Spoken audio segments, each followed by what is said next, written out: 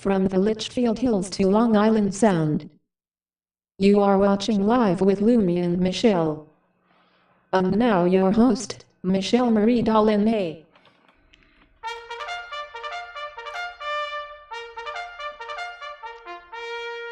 Hi guys, Yellamere meets everybody. We got a topic this morning we're going to cover, and I think it's going to interest a lot of you, especially for those of you who are aware, of course, of the high price of fuel. And that is, did you know that this actually started in the promoted in 2017, but because of all the situations with the big P and everything else, it actually got delayed. Now they're making them. Tesla is making their semi tractor trailer truck. Now I'm bringing it up here because the fact is this truck has a range of 500 miles per charge. It can carry the maximum weight within the United States of 80,000 pounds total vehicle weight. Okay, 80,000 pounds. It has a center cab, which means that the steering wheel is in the center of the cab. It has jackknife protection. And the most important thing is, right now, the fuel that they have made, they're using for themselves, for their own deliveries, but they also have some other contractors that want the trucks, including Pepsi. Pepsi has invested into the Tesla tractor trailer semi-rig. So, and the fact of the matter is that they got it set up now with their mega chargers. Yeah, they're bigger than the superchargers, but basically they do the same thing. Direct DC charging, and you can charge the batteries in 30 minutes. 30 minutes, which means when you are required to take your coffee break or lunch break, you can now basically charge your truck. And when your truck is done charging, guess what? Lunch is over, battery's full, go ahead, back in the mission, and away you go. And that's right now. It's only available in a decab. There's not an overnight sleeper in it. But maybe that will be an option in the future. They said the reason the 500 miles is really not a big problem is because the fact is that most truckers on average drive routes are usually no more than 200 miles from one place to the other. So, within a 200-mile radius. So, you can charge at lunch at one place, drive to where you gotta go, and then drive back to your home base. That's pretty cool, because that's gonna save you money. It's a lot cheaper for electricity than it would be right now for running a diesel truck. At the price of diesel per gallon right now, it would be ridiculous to say that a diesel truck is cheaper, because it's not. It also has some other interesting safety features as well as jackknife protection. Highly aerodynamic. It's actually more aerodynamic than a Bugatti Chiron supercar. Okay. I find that interesting. But it's really cool to think about that. The fact is that Tesla feels that the electric truck is going to make major inroads and seriously cut back on air pollution, which over 18% of the air pollution is from trucks. Okay? Also, more than 34% of the air pollution in the United States is from vehicles on the road. Carbon emissions. So that's pretty big news. I mean, that's to me, that's like, holy cow, that's awesome. I don't know when Leo's coming on the panel. I did talk to her for a little bit this morning. Hopefully she'll be on. Due to the situation that's going on, I'm not going to go into detail on it. She says she'll be up in a few minutes. Okay.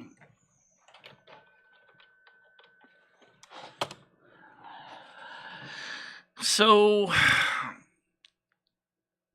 we're going to have a live show tonight.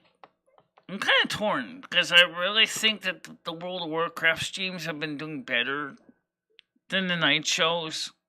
To be honest with you, I really don't think the night shows have been doing that well. The World of Warcraft streams have been doing a lot better. And another thing too is if you watch the gameplay on the video I uploaded here, ETS, less smash, more cash. You'll see I have improved my driving abilities quite a bit since that time. Now I think I forgot to share the link. It was to Krista, McHenry Cruiser, and a few other people. Let me get that up there.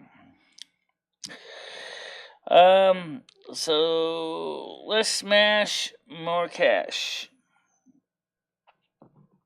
Yeah. In fact, the most awesome thing of all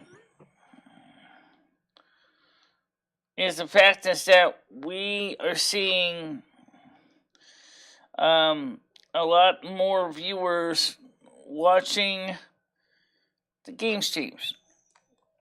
Okay? They're watching the game streams. A lot of people have said to me that watching you play video games really, really excites us.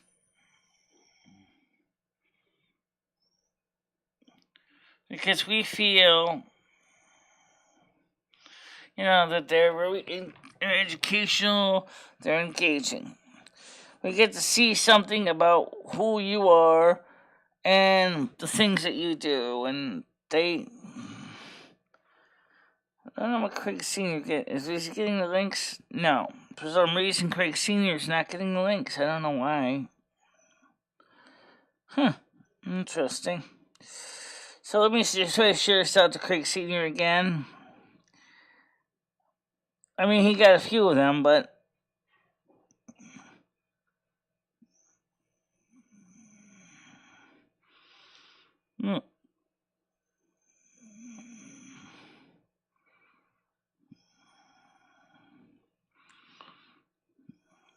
I don't know.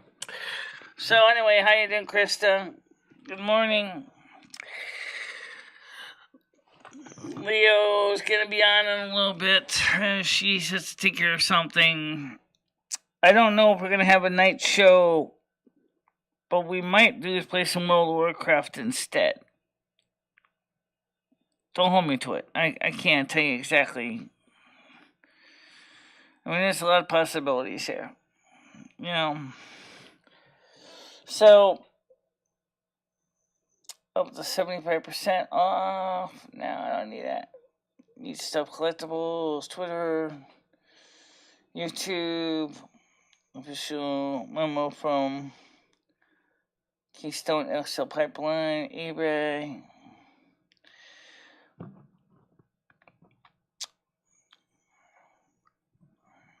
So, I mean, like I said, I'm really excited about the fact is that the gaming on the channel has been doing pretty good.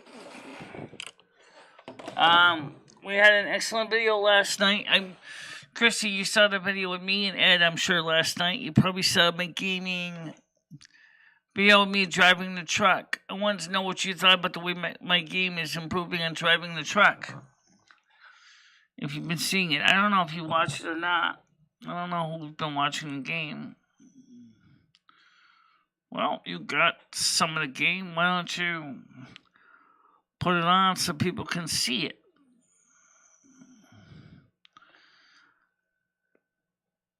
or at least a piece of it. Yeah, okay, I could do that. Why not? Let's do that. Let's put some of this on here. Not a bad idea, actually. Let's give you a little sample. She saw the one with Ed. Okay. Well, I did a gaming video too. I'm gonna show you guys some of that. Okay. Okay. So open with VLC. I'm just gonna check the database to see which ones are suitable for it. VLC. Yeah, well, I'll be putting something on right now, guys, so you can see this. Okay, so we're gonna get some more. All right, pause until I get that on the screen. Okay, here. Thank you. So we're gonna jump ahead. There's OBS. Oh, there it is. Okay. So I'm gonna show you some of that. Not the whole thing, obviously. It's over an hour long. We're just gonna show you pieces of it.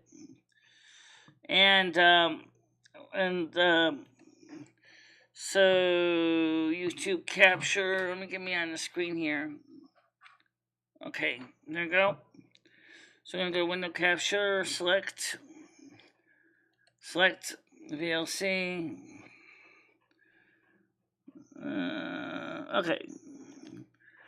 Okay, hit AUK. Fade this in. All right, so we're gonna jump ahead some of the place. Okay, so I'm coming on the panel now. Let's get the right person on. It's Leo. Good morning. We're just about to take a look at something about the trucking video I mentioned of more cash, less crash. So we're gonna put that on right now. And for those of you who don't know, all right. Now, because what I did was I parked on this side of the road when I got ready to go play World of Warcraft on the 17th. I'm gonna have to park this game somewhere. I want to park my truck in a safe spot.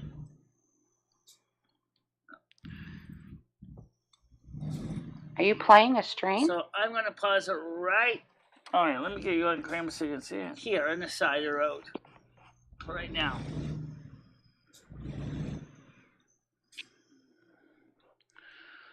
You'll notice I'm not going to show everything. I'm just going to show clips of some of the different things that we're driving. I parked on the side of the road so I could safely make sure I was out of harm's way for the other cars when I quit the game. So, what does this have to do with what you told me? I'm a little lost, Michelle. What does this have to do with what you told me your topic was about today? Yeah, we talked about the new Tesla semi-truck. Whoa. Can you slow down? The new Tesla semi-tractor trailer truck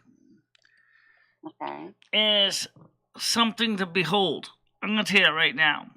It is totally mind-blowingly awesome.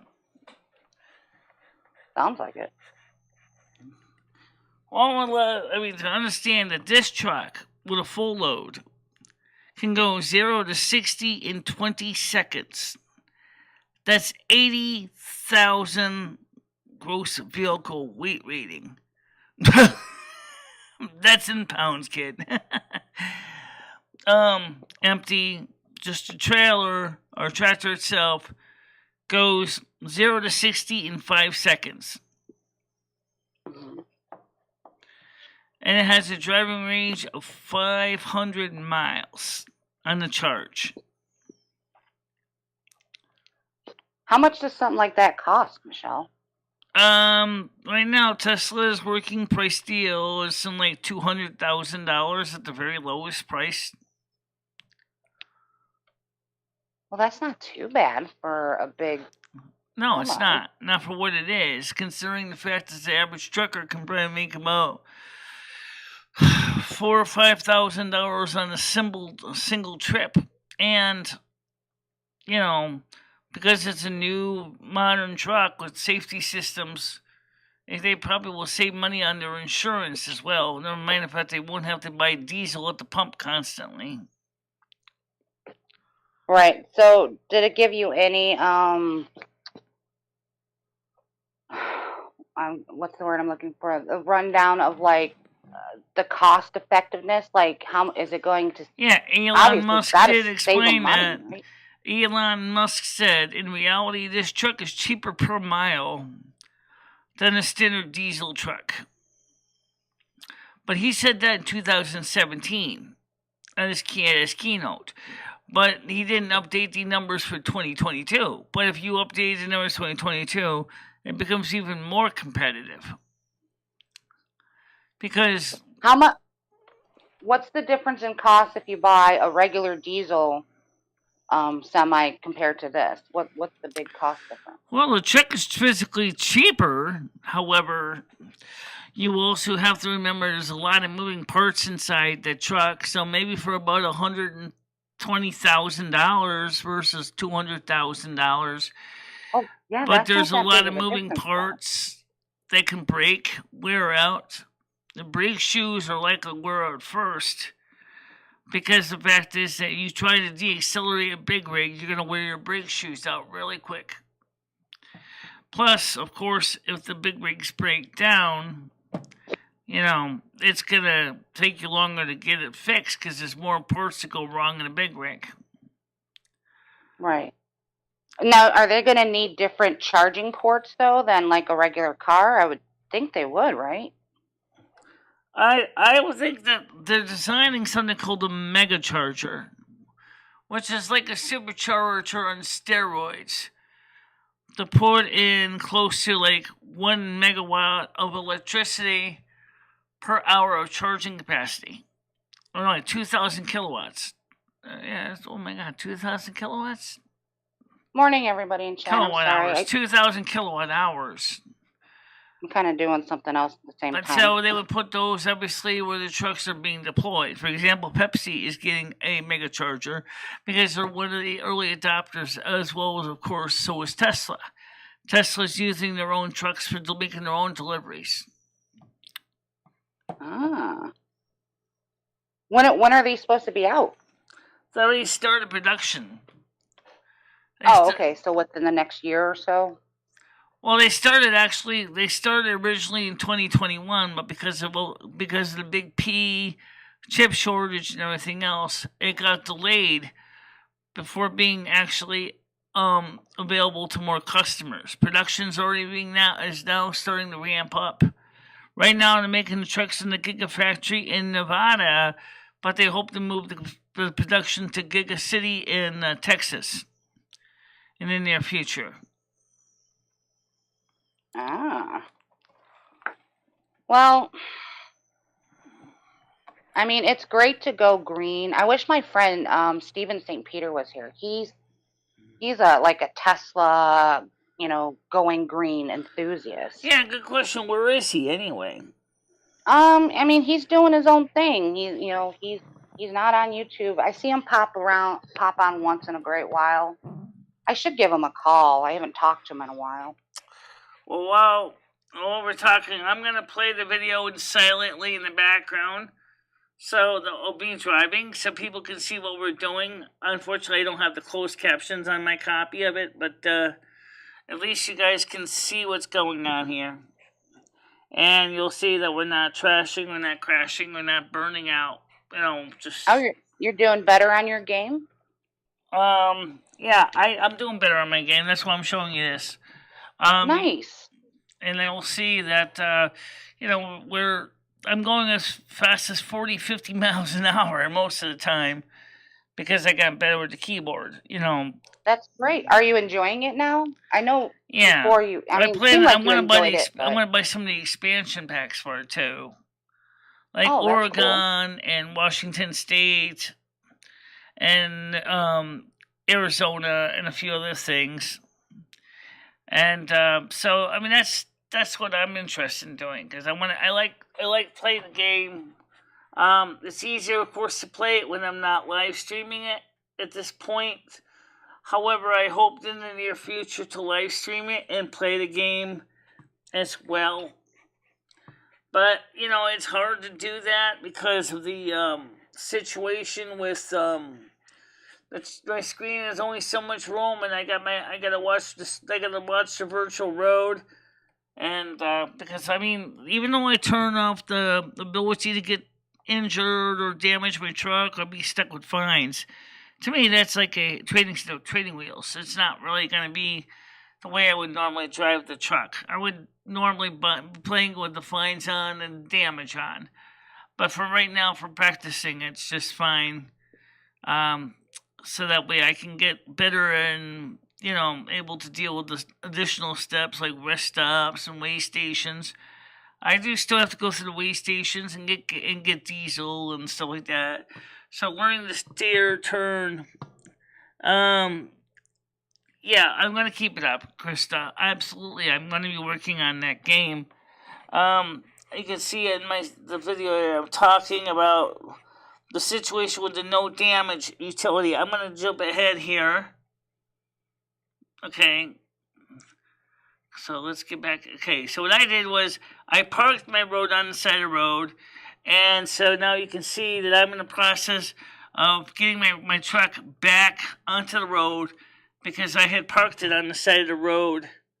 And that's a big tanker I'm carrying, a big pressure tank for a customer. So that's what I'm carrying there. It's a big tanker for I think for fracking pressure vessel. And For fracking. yeah, well that's what this is. This is the video of me playing the game. So if you want to watch the whole video, Right. it's up there. You can check it out. And that's something else that's amazing. People don't realize it, that right now it's the gaming content that seems to be getting that and the vlogs and of course the morning show are holding their own. Those things, the night shows really haven't been doing that well. Except for the gaming ones. The gaming night shows with me and Skynet have been doing pretty good.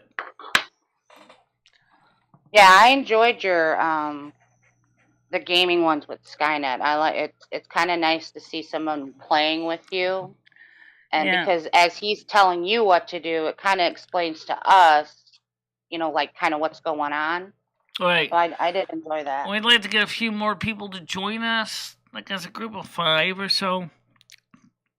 And maybe we can do is set up our own little convoy. Let me explain what I mean by that. If I'm auto-following Skynet, and then somebody could auto-follow me, and then somebody could auto-follow them, and somebody could auto-follow them, think of it like a train of 5 people. And we all go into the game together, and we all basically take on monsters and stuff. There's dungeons we can do. There's battlegrounds we can do. Unlike retail, it's a lot more. The options are much more rich and varied in Burning Crusade Classic. For example, you don't have to be strictly just a Shadow Priest.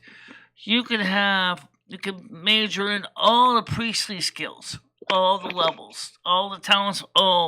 Shadow Priest, Holy Priest, Discipline Priest. And then you'll have this big fat book of skills.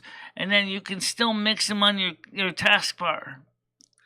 And that's what we're doing right now in the game. Is I got a lot of holy skills, shadow skills, and discipline priest skills. Whereas with retail, it's like you pick one set and that's it. You can't pick any of the other stuff. Okay. Well, it sounds like you're really getting into it. You could call it the Snow Queen Convoy. That'd be cool. Yeah. You can even set up our own little,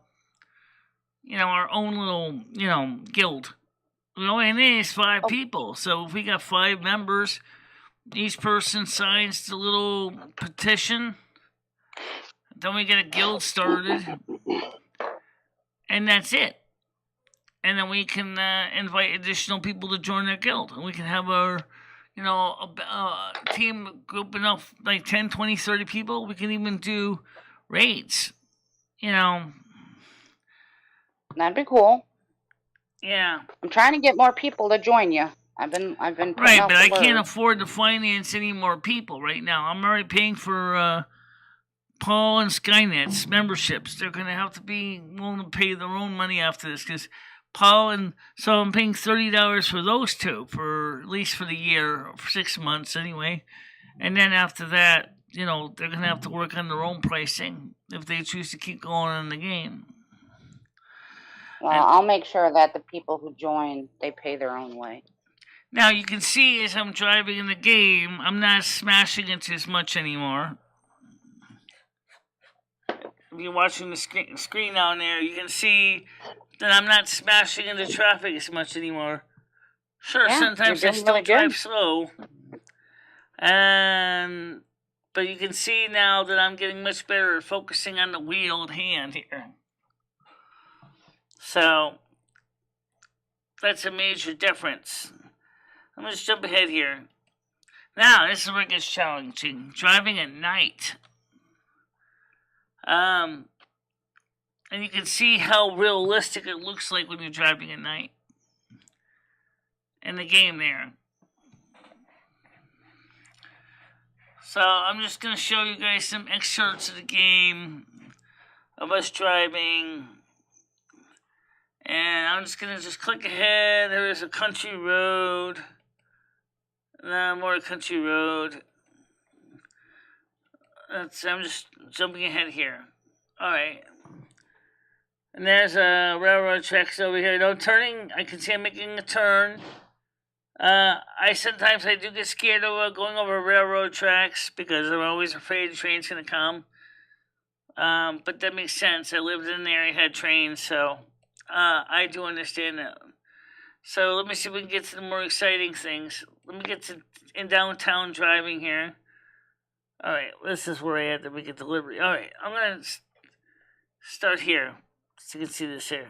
Okay, so basically that's what we're doing in the game. I'm just jumping ahead. If you want to hear the dialogue and the chat discussion, it's in the stream there. Can you play WoW in browser? No, unfortunately, Gianni, you can't. Although there might be a way through something called through Steam Play. Steam Play. One guy was playing World of Warcraft through a browser. He was running on his computer at home, and then he was Steam playing it, and then he was playing with his phone. Technically, it's kind of a gray area of the terms of service for the World of Warcraft, but now that Microsoft has bought Blizzard, maybe they may make a browser playable version for Xbox and things like that, consoles. A lot of platform games exist like that. So, can you play your trucking game in browser? You can play it on Linux. You can play it on Steam, Mac. You can play it on PC. I don't think you can play it on the phone yet. Oh, okay. Let's be honest. If you played it on your phone, it would kind of suck, wouldn't it? Considering the fact you don't even have that many controls for steering. That's true. Is this another data review for yourself? What does that mean? Red.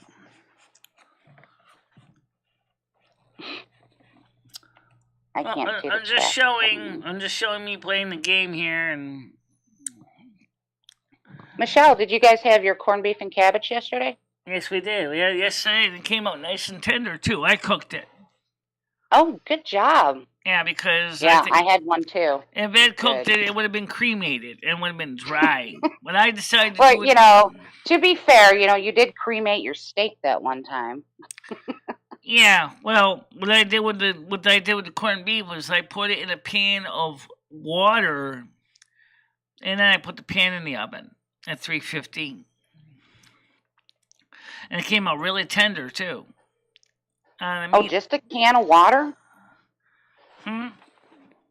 I boiled mine. Pan of water. You know. Oh, pan.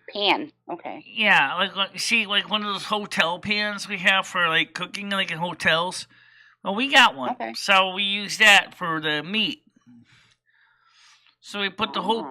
the hotel pan in water, which is a half-size hotel pan for buffets, and we put that in that, and then we just put water in so it soaks, and then it cooks in the oven, and the water slowly evaporates and saturates the meat with steam. Right. Did you I know you had cabbage with it, right? Did you put any potatoes or carrots in there? We had carrots, we had cabbage. I didn't have potatoes. I didn't make potatoes. Oh, see, potatoes are my favorite part. Yeah, I got so much of it left. Oh my goodness, I did not realize that this truck has digital readout on the I'm gonna look for the feature for future trucks. Oh yeah. I did not realize that had a digital display on it. But you can also see on the GPS, you can see the speed too, with the 0 miles per hour speed on that. And also it shows your fuel level, engine temperature. Oh, that's sweet, man. Oh, that's sweet. So here I am. I'm pulling in now to deliver my load. And so you can see the way I do it. That I reduce the speed to almost ridiculously slow. I crawl in there because I don't want to Michelle, I'll be right back, okay? Okay, because I don't like to miss the bullseye. So you can see me as I'm crawling in there. There's a little spot to go. So as I touch the nose, turns from green to whoop, there you go. And I just chose the easiest parking because the other parking, oh my goodness, that's where it was? You stupid fuck, you gotta pick that one. I will for the next one. Oh, okay. When I play American Truck Simulator this afternoon, that's what I'm gonna choose. I'm gonna choose the next easiest way to do it. Okay, I'm gonna stop this now. Anyway, so, and I'll set the sound back to normal for the future, so don't forget. And yeah, that's what I did. I mean, it was really fun. I didn't realize it was that easy. I was that close to where I could have chosen the more advanced parking option, like park it myself. I should have done that. I didn't even think it was that easy. Because so many times when I get into the self-parking my trucks, it's like I always seem to get the most impossible parking spot. Does that make any sense? So, yeah, so, I mean, it's just, absolutely fun to do that. Killed a bit. What do you mean? I bother her all day with it. Cannibal thing.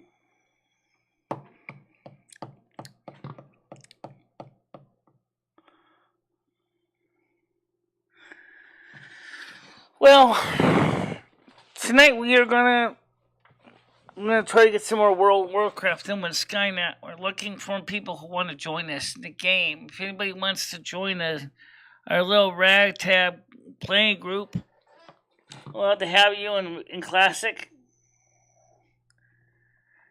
Yeah, I watch my playback because it's how I review things with Lumi. We discuss the notes. We talk about the keyboard. We talk about how can we play better. What movements did we do wrong? Was there too much steering turning? Was there did we miss too many traffic lights? I do the same thing with World of Warcraft. We go through and we review everything. Especially when we get into things where a mistake is made and an accident happens. It's like, okay, well, what happened? Why did we do wrong? Let's look at it. Let's go back and fix it. And to me, that's important. It's just like anybody out there in the real world does with football games. You'll watch a football game and you're like, if you're a coach, you go, okay, what did we do wrong with the last game we had with this team? Where's the strengths? Where's the weaknesses? Where did we go wrong? 17th Network Distribution Center. Okay, this is something for me. Expected delivery is going to be around soon. So I can tell you. I don't know. It's more than that. So yeah, that's what I do. I will review my own video game playing to see how we do it. All right, let's take a look at the weather forecast real quick here. Because the weather out there right now today is very nice outside. It is 16 degrees Celsius right now. And it's about 60 degrees Fahrenheit. Okay, expected high today is 21. That's 70 degrees, guys. 70. 70. For Saturday, it won't be as warm, but it'll still be okay, but wet. It'll be 90% chance of rain, a high of 13, or about 56 degrees. Sunday shows it is going to be cloudy with a high of 56 degrees or 13 degrees Celsius. Monday, high of 13 degrees Celsius and sunny. Tuesday, about 49 degrees and 9 degrees Celsius. And the good news is I do not see any more snow in the forecast, so that's a good thing. So there's not going to be no snow for now anyway. Mm-hmm. Not saying everywhere is likely not to get some possibility. Let's see here, Gary friends. I'm just looking at some junk mail. Yeah. Yeah, you're getting the weather that we had the last 2 days was 70 and sunny here. Now it's only in the 50s and gloomy. Yeah. Anyway, I did get a chance to sign up for the research that is going to pay me $100. It turns out there was a glitch in the form that they sent out. So I was able to finally finish it. So now I am in queue for the research live interview that will pay me $100 for doing the YouTube research surveys. So that's going to be great money right there. It's $100. I'll probably get that in April. Hey, I'll take all of my money I can get, you know. That's just me. You gotta. Yeah. You gotta. Now, by the way, I got a really strange comment from last night's video. And I did respond to the comment, even though I think it was a troll. And it said, it was before you posted your comment. The person said, let's see, they said from Brian Pepper's Chicago Skills Worldwide says, ever consider a job? And I said, I have many disabilities. YouTube is the only job I really can do. Yeah, I wouldn't even have responded, Michelle.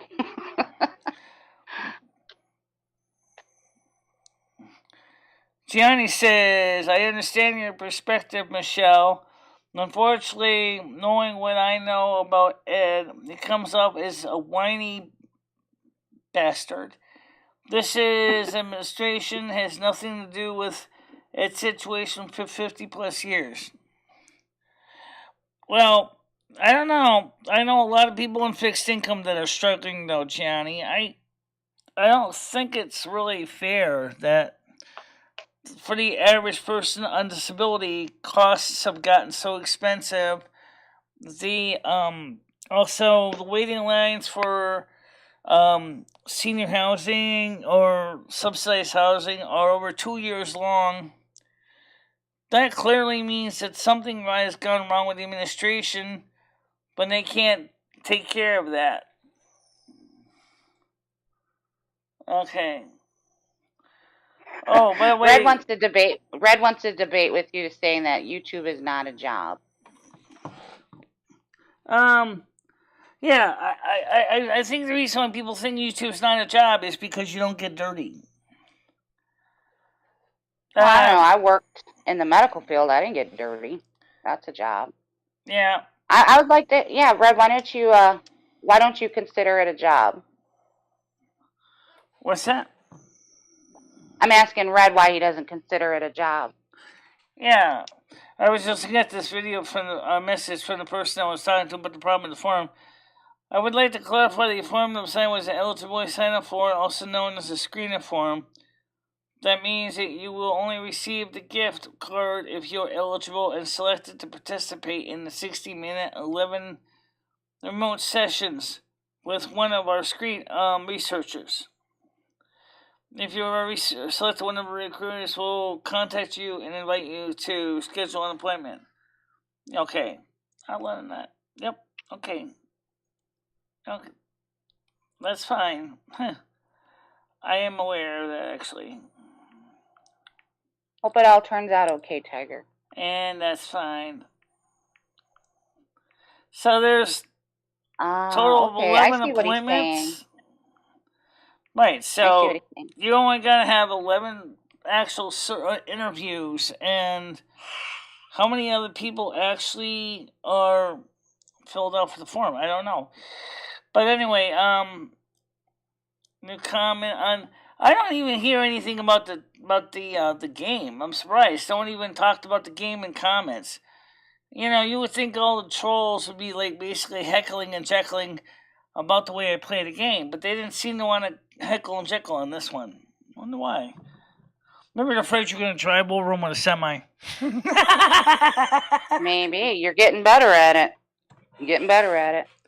So yeah, Red says... I've had a few... Red says, I still had a few head-on collisions, though. I wonder if you're getting better. I wonder if they're going to make a plug-in that basically puts you in the hospital. I they get one for no damage. How about one for injuries included? Like when you smash your truck, right? So you end up in the hospital or dead. You're not going to be hurt. You're going to be dead. It's true. Especially in the head-on. Michelle, let's answer Red or discuss with Red. He says that he doesn't consider YouTube a job because it doesn't pay enough money to pay your rent. Do you have a response to that? I would say you're right. For the majority of people, it doesn't. But then delivering pizza as a side job for Domino's doesn't necessarily pay you enough money to pay your rent either. But you still may have a main job somewhere else. You know, maybe working for somebody else in another business. Or maybe you're selling as a side job, you're selling Tupperware or Mary Kay or Avon. You know, it's a side hustle. Or maybe you're driving Uber. Point. Those are still jobs because they're still bringing you income and still offsetting your expenses. She doesn't want it, Brian.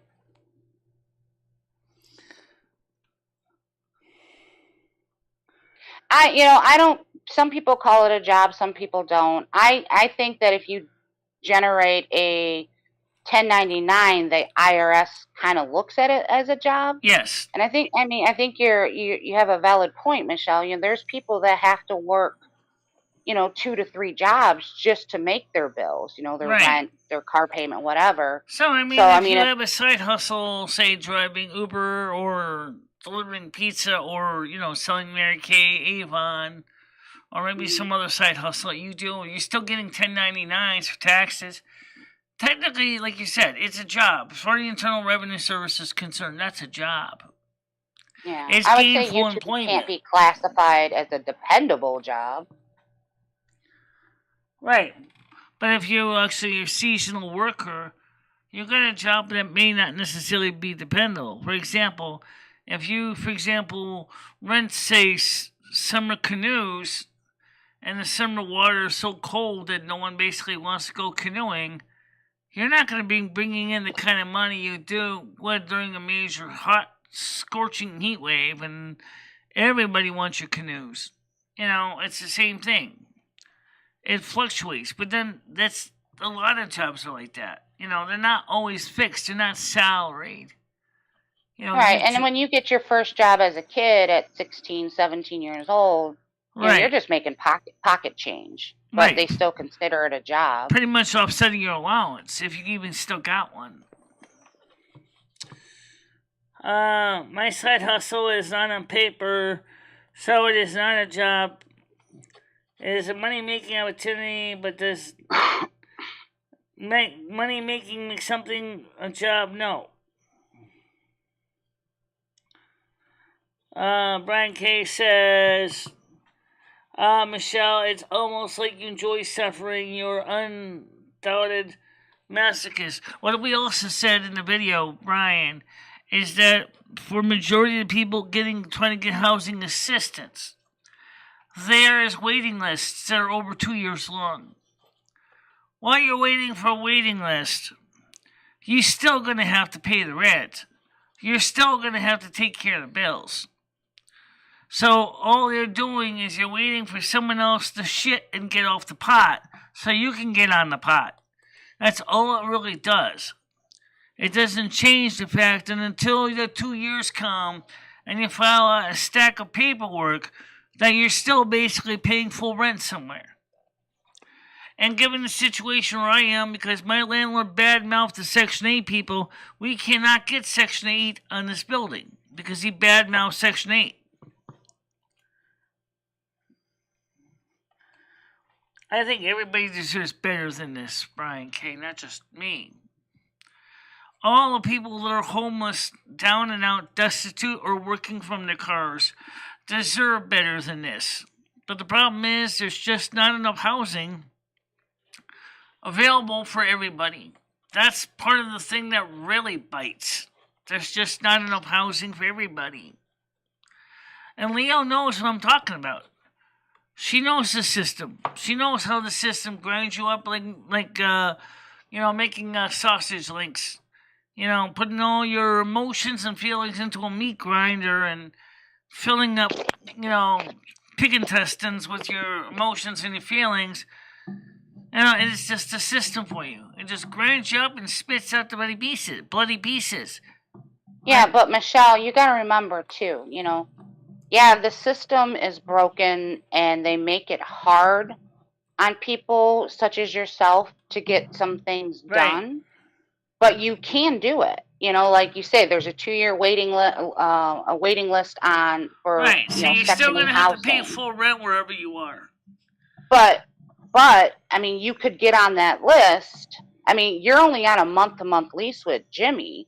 You can leave in 30 days. So if something comes up, you could be like, okay, I'm moving in there.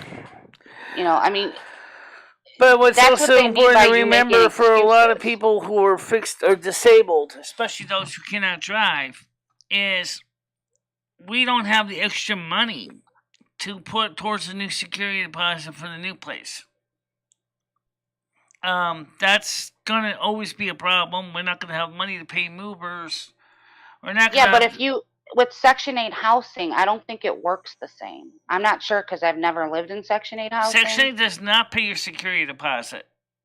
Okay, but how much could it actually... if you're only getting charged like $400 in rent, what could be your security deposit? $400? You don't have to pay Jimmy that following month. No, I know that. I know that. But no, it depends. It depends on the situation. Until you actually sign the forms with Section 8, the landlord that you get on the list with, he's still going to want his full rent. Now, whatever to come up with the contractual rent is. So let's say, I'm going to keep the math easy.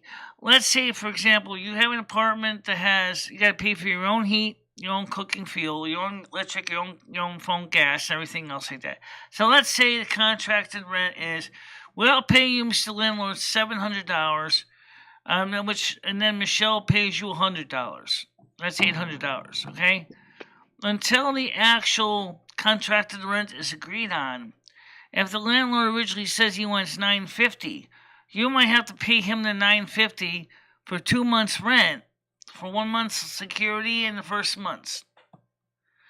Now, where are you going to come up with $1,900 if you're in a you're talking about moving into like a regular place. I understand that, and everyone else understands that. But they're talking like Section 8. They go Section off 8 of housing based off choice your vouchers, income. that's exactly how it works. Section 8 housing choice, that's exactly how it works. You're thinking about things like subsidized housing, where you have a complex for seniors and elderly. Oh, it's different? That's okay, different. I didn't know That's completely different set of rules, completely different policies. Oh, okay. I'll have to look into that because, yeah, like I said, I've never lived in Section 8 or even subsidized. So I don't know what their rules are. Yeah. Yeah, look on the Section 8 Housing Choice Voucher and the PHA, Participating Housing Authority, and rental procedures. It's complicated. HUD makes it complicated. There's also town and city housing. That's a different set of rules. I'm not even from America, and I know that they have programs for people in your situation. They do to some extent, Brian, but the problem is the United States is now. It's become a lot more complicated. And Leo knows some of this because she's and I looked into some of these things together. Why don't you give Brian a quick recap of what you found out from your own personal experiences about housing, subsidized housing, and things like that, about the programs and the lack of programs to help people in low income in the United States? Well, I'm not. Like I just said, I've never researched it, but I do know that.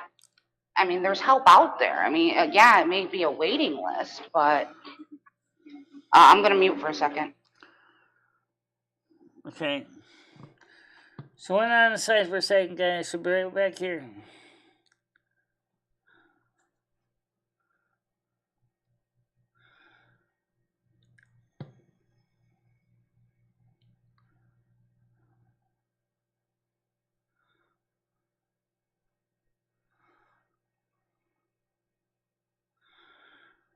What are you talking about?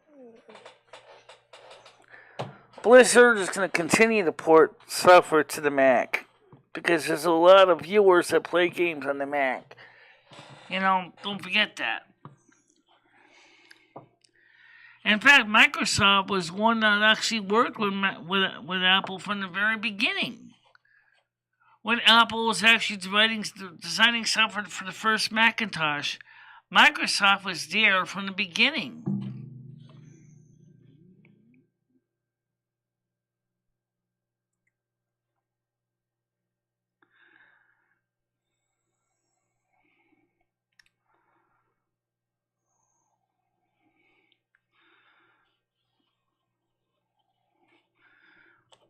Well, I also have Boot Camp on my Mac too, so I can run Mac or Windows software on it as well. No, it's not a dead brand. Far from it.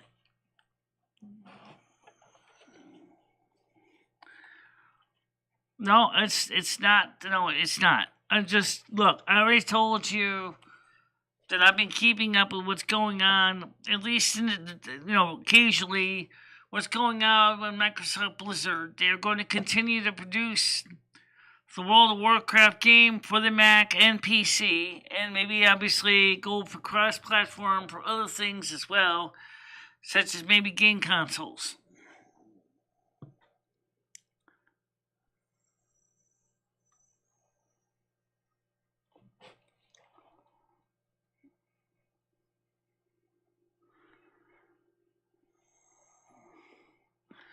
Now, because they just came out with some new Mac products, desktops, M1 Mac, M1 Mac Pro, or M1 Mac Pro, and then they have the M2 coming out, which is the expanded Mac Pro Mini Tower.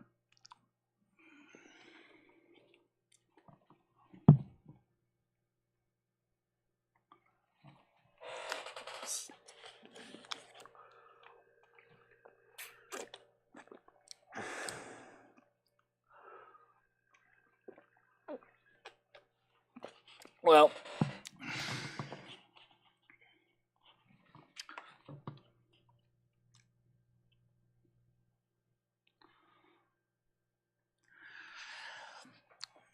Apple has this I don't know how to explain this from what I've seen from the WWDC.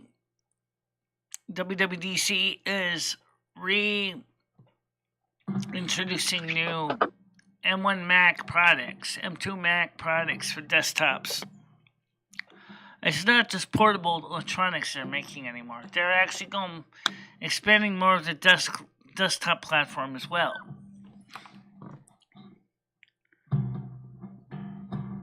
What are you talking about? You're talking about Mac computers? We're talking about the fact, everybody's trying to tell me that Apple's dying. But Apple's not dying because they have been expanding their lineup. We see this in the WWDC, that they actually came up with several new desktops that are using the M1 chipset. Oh, yeah, I have no clue. Which is based in ARM. Now, the very newest iPad is using an M1 chip instead of using the A series chipset.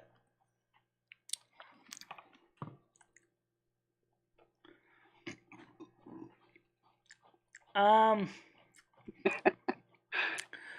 don't Not as understand it new either, Macs Brian. are the ones you can afford, yet you choose to bolster that fanboy dogma for a company that was never meant for gaming.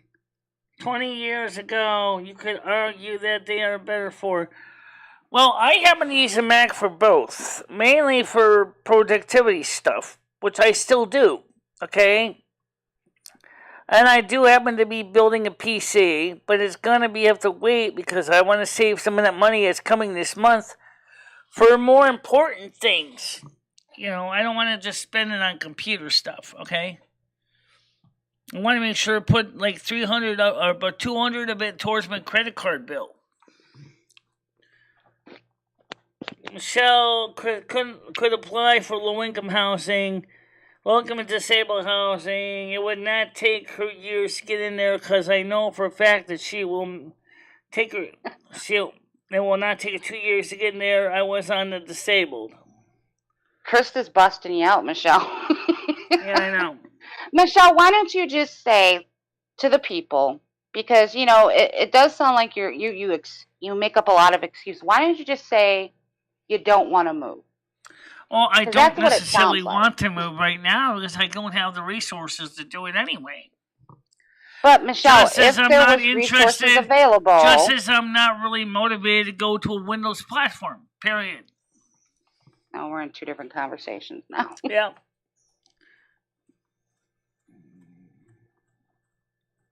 Michelle's very headstrong, guys. She's very headstrong.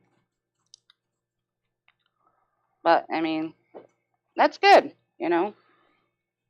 Sometimes it's bad because you get too stubborn, but... I don't know why Brian K. says I'm not friends with reason and logic. Far from it. I am actually. I research a topic and then I base my decisions based on the information I have in front of me. Krista agreed with him.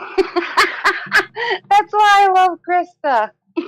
Michelle, I mean, you got to think about it, Michelle. That's why I said one day you need to sit down and, like, make a list of certain things of, like, pros and cons and stuff, because I don't think you see the full picture. I think you've got something in your head. You think you're right, and nobody can tell you different. Yeah. Well, that's because, what I mean, Aquarius and that's the Aquarius and Virgo situation. part of me. That's the Aquarius and Virgo part of me. You know, the difference is we don't just go by gut, we go by research as well. That's the Virgo in me. It's like I will study something until I absolutely know every possible angle, and that's when I make a decision. Right, but you got it, Michelle. You got to say to yourself, everybody who talks to you. I mean, even Krista, she's a real life friend of yours. Right. You know, she tells you, Michelle, do it. You know, do it this way, and you still keep butting heads with everybody. So if 99% of the people are saying, Michelle, you're wrong, and you're still fighting with them, saying, no, I'm right. Don't you want to, like, reassess your situation and be like, well, maybe I need to look into this more or something? Well, you know, I mean, you've had so many people come and try to help you, and you've turned it all down. I mean, like, Out on the Wire wanted to buy you a bed. You know, no, he wasn't going to charge you a dime. He wanted to buy it for you, and you would have not had to pay for it, and you did not want him to do it. You came up with some reason why you didn't want him to do it. Well, because, first of all, as the guy Sleepy said, honestly, it was important for you to be able to come in here and check out the bed and see what we had. And I did. I came in and checked out the bed. And sure, if out of nowhere said to me, well, why don't I give you a gift card? That could have been useful. When I here's a gift card for, I don't know, I paid about $1,000 for that mattress. So, use as an example. Let's say you say, here's a gift card for $1,000. Go get it, Tigress. Well, Brad, I was just using him as an example. I mean, there's been other people, like FC, and even Krista just said, hey, her husband would be willing to help move you. I mean, you don't have that much stuff. I mean, I really just think, Michelle, because nobody can tell you what to do. Once you make up your mind, you kind of stick to that. Yeah. I think you really just need to, think about things a lot more, in a different perspective, Well, like you said, Chris, yeah, I think you don't like change, too. I think I don't like change. change. No, I don't. No, I don't like change. That's also another Virgo trait, not the Aquarius trait. Aquarius doesn't care to change because Aquarius is like, there's nothing in this life for me here. I'm just basically passing through. I'm not going to be here for long. But the Virgo in me is like, I'm comfortable where I am. I don't want to change it. That's pretty much unless I can see and justify on my own accord it's worth it. And then I might go, okay, let's research it. Like there's this guy, I think his name is Don Johnson on YouTube. He says, I can help. If you ever need help finding a place to move or email me, and I can help you research the best cities and states to go to. And I thought about that because he went through and he discussed some of the poorest cities in the country, and he's like, well, some of the really poor ones don't sound too bad. I would be honest if I contacted them and say, okay, well, first of all, I'm registered blind. I have hearing loss. I am 54 years old. I do get Social Security disability. I do not have a car. I need something that would be handicap friendly, near downtown, or at least I can get basic things done like grocery shopping and things like that. Or at least has access to good public transit. But I do not like to live in an urban environment. Okay, so let's approach this in a different angle. Michelle, are you happy in the apartment you're in? Yeah, I've been happy here. I've been here for so many years. There's no reason to be not happy. I mean, if I really hated it, I would have been out of here years ago. Are you happy with Ed living with you? Well, sometimes that gets kind of tricky because sometimes it works out fine, sometimes it doesn't. It all depends on how we're feeling that day because some days we can work together and some days we want to basically pound each other in the head with a Nerf bat. Right. Well, living with anybody, regardless if it's a roommate, children, a spouse, a partner of any sort, it's hard. It is. There's a lot of compromising you got to do. But you need to ask yourself, Michelle, okay, if you're happy where you're at, that's what you need to say. Look, guys, I don't want to move. I'm happy. Right. Don't just say, well, I can't do it because of this reason. Just say, I'm happy where I'm at. Well, let's put it this way. Not really motivated to move because I got everything I need right here. That's why I chose this place when I moved here. Was the fact that it was centrally located all the services I use every day. Remember, I don't have a car, so I chose this place because it made the best sense. Yeah. And there's nothing wrong if you want to stay there, but, people, when they hear you complain about your situation and, people have hearts, they're like, well, we can help you. We know there's programs, but you bat everything down. So it's not because the programs aren't out there, Michelle. It's because you don't want to move. Right? Is that assessment fair? I don't really want to move because I don't want to deal with the aggravation of packing, unpacking, paying new security for a new place. Have to meet new neighbors, move to a new town, over and all that steps over and over again. Okay, and there's nothing wrong with that. But like I said, you have to be the one to say, I don't want to move, guys. Drop the subject. You have to be the person to say that. Yeah, you're right, Chris. I did. But when you paid for the delivery, the removal of the old mattress, and that came out to be about close to $1,000. Because that's exactly what happened. Because I actually had to pay for delivery. I had to pay for removal of the old mattress.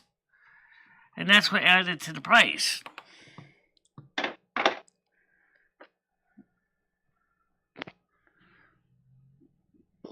Well, yeah, we know it as a fact. That's inevitable. Maybe I might die before he does.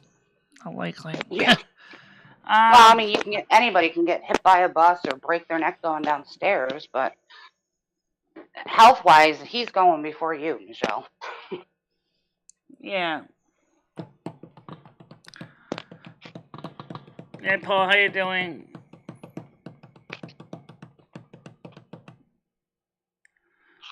He's only a few years older than Ed.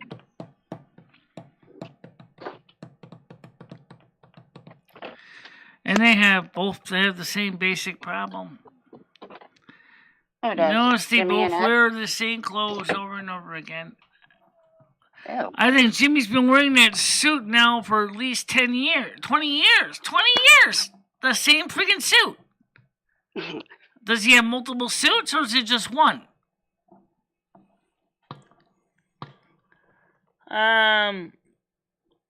Most men who wear suits, Michelle, have multiple suits. They'll have the same dress shirts. They'll have the same pant.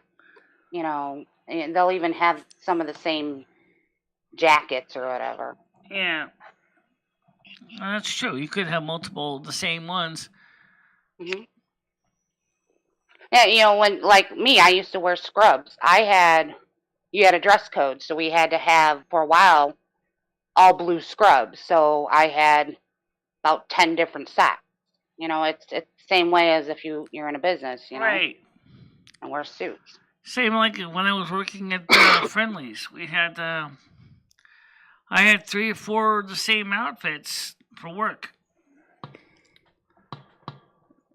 You know?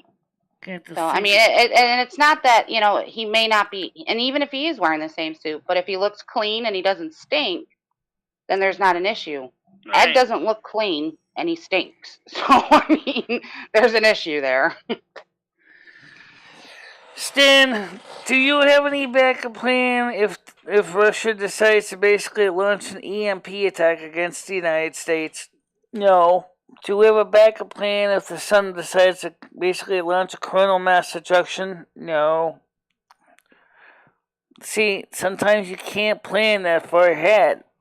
You try, but you don't know what the end result's going to be.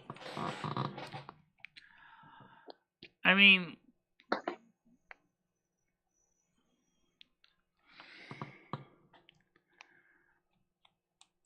whereas the low income is off Chestnut Street, it's not that far from Main Street. Yeah, I know, but I'm not quite old enough yet to get in there. Ed is. Ed could go into Chestnut Grove. Why doesn't he go?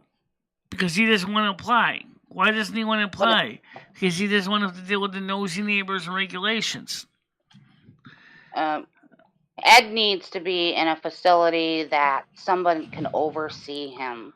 Mainly shelter plus care. To tell him he needs, you know, what to eat and what not to eat. Mainly shelter plus care. Well, I don't know about a shelter, but... No, Shelter Plus Care is a program in Connecticut. Where you follow certain guidelines, they will actually subsidize your rent. It's kind of like a halfway house, basically. Yeah, and that's what he needs to be in.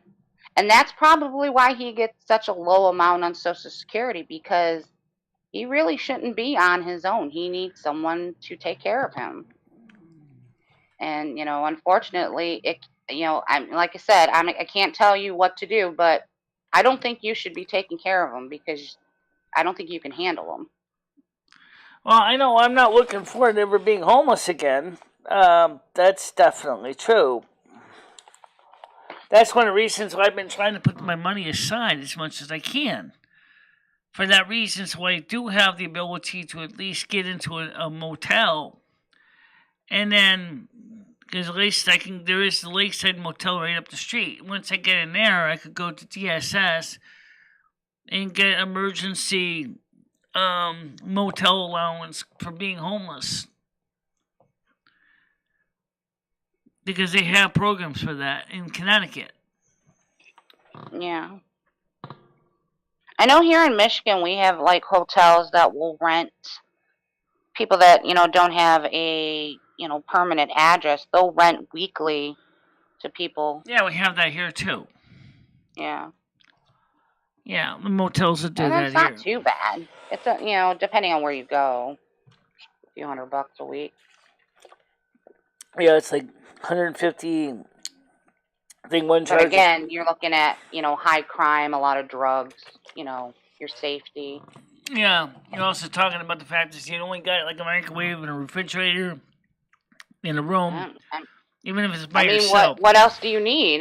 Besides for a shower and a toilet. What like for Ed, what else would he need? Oh yeah, they got free cable with the deal too. So. And plus, they have maid service. Well, one does. The other one, that was Hotel Siberia, did not have maid service. You had to clean your own room. Well, it might have been cheaper to live there too. That was a 1-star motel. Literally, it was a 1-star motel. They didn't even have an ice machine. The nearest entertainment was a brass horse bar next door.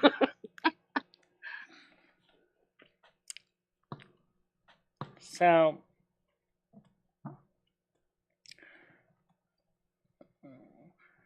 you could apply for loan housing in Winston. I don't live in Winston.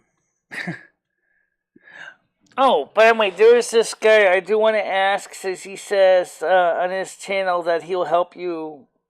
I'm just curious to see what he could find. His name was Johnson. I forget what his first name is. I think it was Bill Johnson or something. That he will help you find housing or find the perfect place for you. He says email him.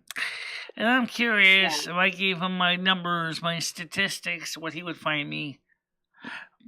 Yeah. Why don't we talk about those? What are Michelle's statistics? Why not? Let's bring that up. Number one, I prefer the country life. Okay. However, I'm a realist. Okay. Number one, I am registered blind. I have a bill with hard time walking great distances. Okay.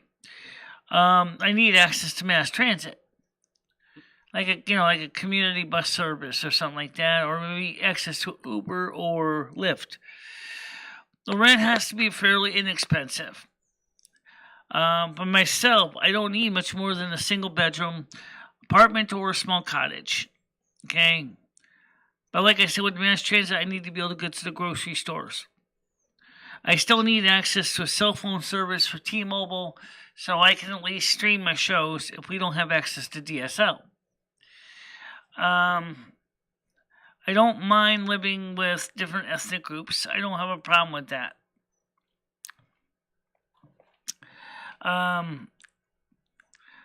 That's pretty simple, really. You want access to a library? The library would be nice. I'm going to grocery store, but that's where the mass transit comes in. Yeah.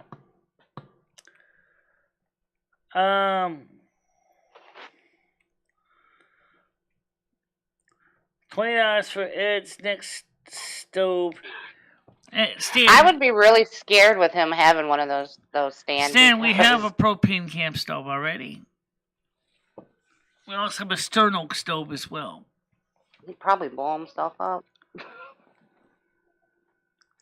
No, he's worked with propane before, but we got a question if the rubber O-ring around the cylinder valve has actually started to break down, because when he has a tank hooked up to it, we can smell a little bit of gas, and I think it's starting to leak. So I think he's going to have to get a new O-ring around the seal.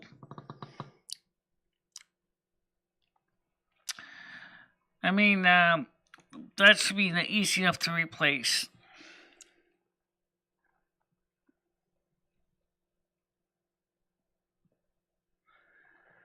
No, he can't. They can cook his food with a small sterno stove, or he can cook it with a small electric hot plate. typical heating pad does not get hot enough to boil water. Sorry. Krista's going off on you in the chat. She's what? She's yelling at you in the chat. So you're old enough to get their low income and disabled housing. I could get there, Michelle. It's because you are low income and you're disabled and making. Not really.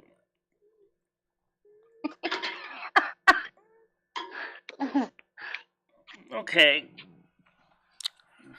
Krista, she's just happy where she's at. I mean, I don't think anybody's. I mean, after I don't know how Well, many years. let's look at this tried. statistically. Look how many years I've been here since 2007. Yeah. I think that should say something. Well, I think it says you're not assessing, your situation. I don't know.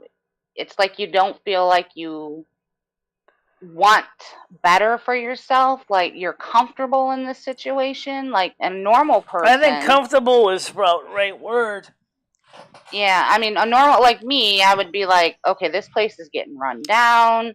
I don't like my landlord. I don't think the rent is sufficient for, the type of place I'm living in. I would say I want to move, and I would look for a place to move. And then I would try to figure out the funds and everything for it and, see if I can get help for it. But you don't want to put any of that into action. So it's, nobody's going to change your mind. Pretty much. Let's see. Any new messages? Donald Trump, Uber Eats, special weekend dual frequency IR receivers. SHTTV, what the hell does that mean? Dual frequency IR receivers, what does that mean? CVS Extra Cash. Well, anyway, like I said, tonight's show will be at 7 o'clock. More than likely, it's probably going to be another gaming stream with Skynet.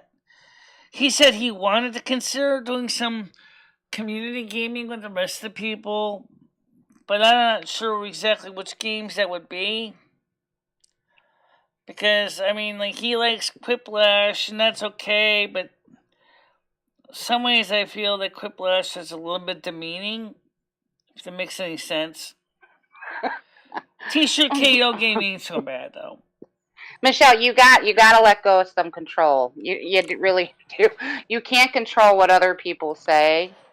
Yeah. And especially if you're going to do something like that. If you enjoy the game, then play it, And if someone comes in and starts messing with your stuff and says stuff you don't like, that's on them. That's not on you. Actually, did you know, and probably the same is true in Michigan, that usually if you rent by the month, most motels will actually give you a discount on your rent if you rent by the month instead of by the week or by the day. Yeah, I think you're right. I think that's how it works here. If you pay monthly instead of weekly, they do give you a discount. I'm pretty sure I've seen that. And you can even check on hotels.com if you're not sure which hotels are in your area. But you still want to call the front desk and ask them about the longer term rates. Or, of course, you can always look them up on Google, find out which motels are in your area. I can tell you right now, the one that I kind of like was very expensive was the Roadway Inn, which is right across the street from Big Y, but they were just so expensive. The Days Inn wasn't too bad either. That's where me and R11830 shot the pizza scene.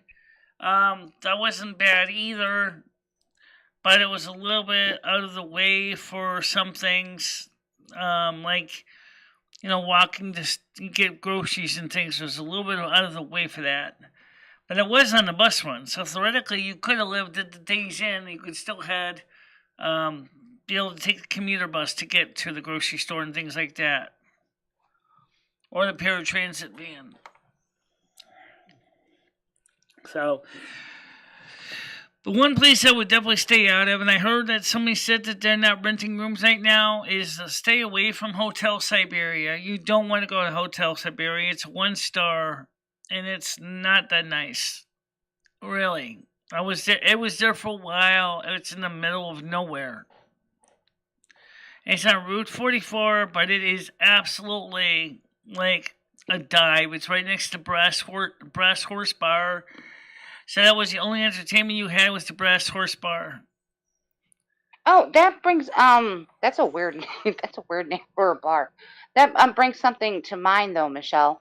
I don't know if you noticed, but I've had in the town I live in, we're having a lot of pop-up businesses like new bar restaurants going in, just plain restaurants, Yeah. new stores opening up. Are you seeing that by you? No. Unfortunately, Winston is not getting any real businesses at all. I was really shocked. It's really dying more than anything. But Michigan, I have heard, is a good place to move to. Just stay away from Flint and Detroit. And there's places in Michigan that have a lot of good opportunities to... Yeah, I wouldn't move to Flint. No, Michigan is beautiful. It really is. I mean, I would go up there, place. but I know Ed would not. Ed would not go to Michigan. But maybe I would. Oh, there you go. That's another reason to move. Yeah, I know. So, by the way, I'm going to be having a free-for-all, for those of you who are curious. If you guys want some free stuff when me and Krista clean out the storage bin, odds and ends, trinkets, stuff that may have been left behind that no one uses anymore, come get it. I will take pictures of it. I'll put it on the YouTube video, and you can just come by my house and grab it. We got a computer, we got a couple computer cases, hard drives of various forms. We're just clearing all the stuff out of here, out of that storage bin, making some room. The walker that Stan got me is probably not going to be given away, but maybe, I don't know, maybe I would if anybody really needs it, because we're not using it. Yeah, Michelle, I mean, I don't know if Stan paid money for it or not, but he did, it was gifted to you. Right. I would just find somebody who can use it. Right, that's what I meant. It was a gift. I'm not charging for any of this stuff. If I put it out there and say free, FREE, no charge, just haul it away. Right. Yeah, there you go. Yeah, get rid of it. Good idea. Great idea. Start decluttering your life, Michelle. That's what I'm doing. But Michelle, I gotta jump off. I got some stuff I gotta do. I gotta make a few phone calls. Yeah. So I'll talk to you later, okay? All right. See you later. Bye, everyone. I'll see you during the next stream. I'm gonna be playing some American Truck Simulator probably this afternoon. Okay. I'll try to make it. I'm not sure. I might just tape it again and then just upload it again. So. All right. Bye-bye. All right. Bye-bye. Okay. So, yeah, because we got to clean out the storage bin. We're going to make some room in there because Ed said to me that he doesn't know if he's going to be able to really want to waste his time setting up another train board in the apartment because it's such a pain. So, what's up, Paul? Oh, well, right now, we didn't have the public link open because of Yuck Ranch. Leo said that we wouldn't have the public link. We can, but she said that she doesn't want to be on when the public link is open. Now that she's left, I can probably put the public link up for a tiny bit. So I can put the public link up for a tiny bit. Let's make sure I got the right one. Here we go. There we go. Here we go. Yo. Okay. Okay, so Paul's coming on now. Let's get him on here. Good morning. How you doing? Michelle, how's it going? Okay. Hey, Michelle, how's it going? It's good, right? How are you? Good. Does Leo have her own private link? How do we get on the show, Michelle? Like, if the public link isn't open, how does she that has work? a private one. So so you have a Google panel just for Blazing Leo? Right. She has a private one for she's sharing it with Stan CT also. Oh well, how do I get that one? I mean, why do they? She said that basically is that when she's on with me, she doesn't want to be on with the other people. So when other people come on, she will sign out. And when she's people? on, it's a long story. She's kind of explained it to you already. I'll just leave it at that. But anyway, how are you doing? Not bad. So if like me and Skynet are on, Leo doesn't want to be on the show, or is that what you're saying? If anyone else is on, she just wants you to herself. I don't get what you're saying. Noodles, that's good about Bonner, but what about Yuck Ranch? We don't know anything about Yuck Ranch, do we? It's kind of weird. I don't know. I guess we just all have to wait for Leo to leave the panel so we can join. Case, I mean, yeah, it's kind of weird. Okay. So, Red, the public panel is open now if you want to come up for a little bit. So no, Michelle, so what you're saying is no one else is allowed to be on the show when Leo's up? You just want you and she Leo, said that so other people can watch and chat, but the problem is that she doesn't want to be on the panel with anyone else when she's on. So okay. That's a bit weird, but all right. I mean, yeah. I guess she just wants it to herself. I don't know. That's fine though, I guess. We all can just wait and I guess talk to you. Well, right now I'm talking to you, so then we. Yeah, how's it? What are the plans for today, Michelle? Have you been? You're working to get that computer set up and working so you can play the game? Oh yeah, Michelle. We should be on World of Warcraft. I would say Monday, the latest, Michelle, the latest. Okay. Yeah, we'll be getting because me and Skynet probably playing some more World of Warcraft tonight. Yeah. I was talking with some people in my stream, and they said they might. I would like to do is get a few more people to join in on the game on the Burning Crusade Classic, kind of like Asmongold does. He has a lot of us followers that follow him on Burning Crusade Classic and retail. Obviously, they would have to pay for their own subscriptions to be Burning Crusade, but they, which also covers the retail too. But then you can play along with, with me and with Skynet and you and other people. Yeah, I got someone who said in my stream the other night I was talking about playing World of War Classic, and they said they had a pretty high druid. We might be able to convince them to come join us. We'll get a nice little party going. Yeah. We'll get a group together, Michelle. We're slowly but surely, right? Slowly but surely. And also, what I'm thinking about is starting another guild in Burning Crusade Classic. I'll ask Skynet if he wants to start one. Yeah, I might shy away. We might want to join a bigger guild, Michelle, so we can do like a bunch of dungeons and raids. And I don't know. We'll cross that bridge. Well, we can. Right? I'm not sure where the guilds are. I don't see. I'm sure they're probably looking the People Finder, find the guilds there, because that's probably where they would be. We'll cross that bridge when we get to it. Because at least you have that, or you could even just go in the trade chat and say, "Hey, where can I find a guild that's good for two people that want to do some leveling up, maybe do some dungeons, maybe do some raids. Eventually, I'm sure that Skynet going to want to do raids. I don't know about a 40-man or a 20-person raid, maybe, but 40-man raid, that's a lot of people to coordinate. Yep. I'm gonna get on there, Michelle. I promise you, we're gonna get there. I'll be joining you guys next week for sure. I'm gonna make a character, probably be a mage. What we need right now is we need a mage.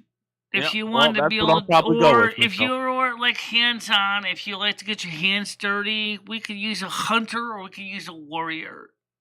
Yep. I think I might be going mage. We can just stay from a distance, kill things. Yeah. If we need help, you can put the bubble because on right now, Skynet's pretty much is a paladin. He's probably the closest thing we got to a tank right now. Yep. Mage can, do portals and heal. Not heal, but can make food. Priestess can, resurrect and heal. So that's what I can do. But what's nice about classic versus retail, as I said, I can learn all the holy spells. I can learn all the discipline priest skills. I can learn all the Shadow Priest spells, and I can mix them together on my taskbar. So I can set up the spells I want to know. Instead of having the game say, well, you're Shadow Priest, so you can't use Holy, you can't use Discipline. I'm like, no, I don't have that limitation. I can use them all. I can have, hell, if I want, you can have up to 10 taskbars. Why couldn't you have 10 sets of skills for each, different characters you play? And then, of course, you got the right and left taskbar, and you got the side taskbar. You can have another 3 or 4 taskbars as well. So you can have even more options. How you doing, Angela? Well, I understand what you mean by that.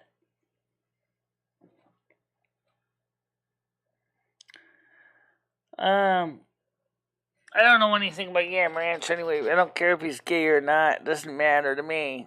Just some of the stuff he does is just absolutely just unacceptable. That's all.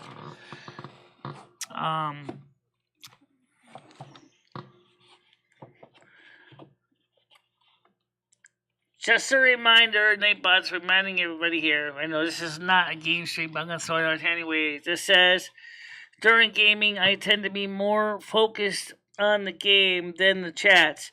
I do look at the chats when I get a free moment. However, I cannot always get right back to you during the game. And that's a valid point also why I don't know if I'm ever going to have too many live streams with American Truck Simulator. Because I have my hands on the wheel and I'm trying to drive. Metaphorically speaking, I don't have a wheel. It's just the right and left arrow keys and the up and down for a shifter. But it's just also the accelerator. But it's the same thing. By the way, my controller and chat pad will be here by Tuesday. Me and Skynet, we're going to join some Battlegrounds and Burning Crusade Classic, but they were taking so long for us to get into Gold Stair. We don't know why. But we were sitting there waiting to get into Gulch, and it was like, I don't think there was a lot of people playing Battlegrounds on that server he was on. I got a feeling if he was in Westfall, he probably would. I don't know what kind of population that server was. It was a high population, low population, whatever. I think it was a medium population. But I know when Mr. Cord, usually, which is a retail, we usually take a while to get into Battlegrounds, but for some reason it was just taking so long. We were waiting for 30 minutes doing other quests, grinding other things at the same time. And then finally we decided to go to the inn in the small town, Thelesimar, and went to bed for the night. And then we both kind of just canceled out of the Battlegrounds and said, nope, still hasn't called us in yet. We're tired, So we just went to bed. Well, sorry about that. Anyway, just pointing out some facts here.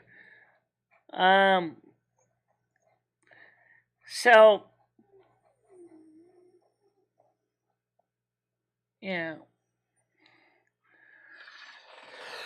So tonight we're going to go right into, as I said, we're going to go into the game directly. We're not going to go through too much of the live stream, but we will be looking at chats and stuff as we play.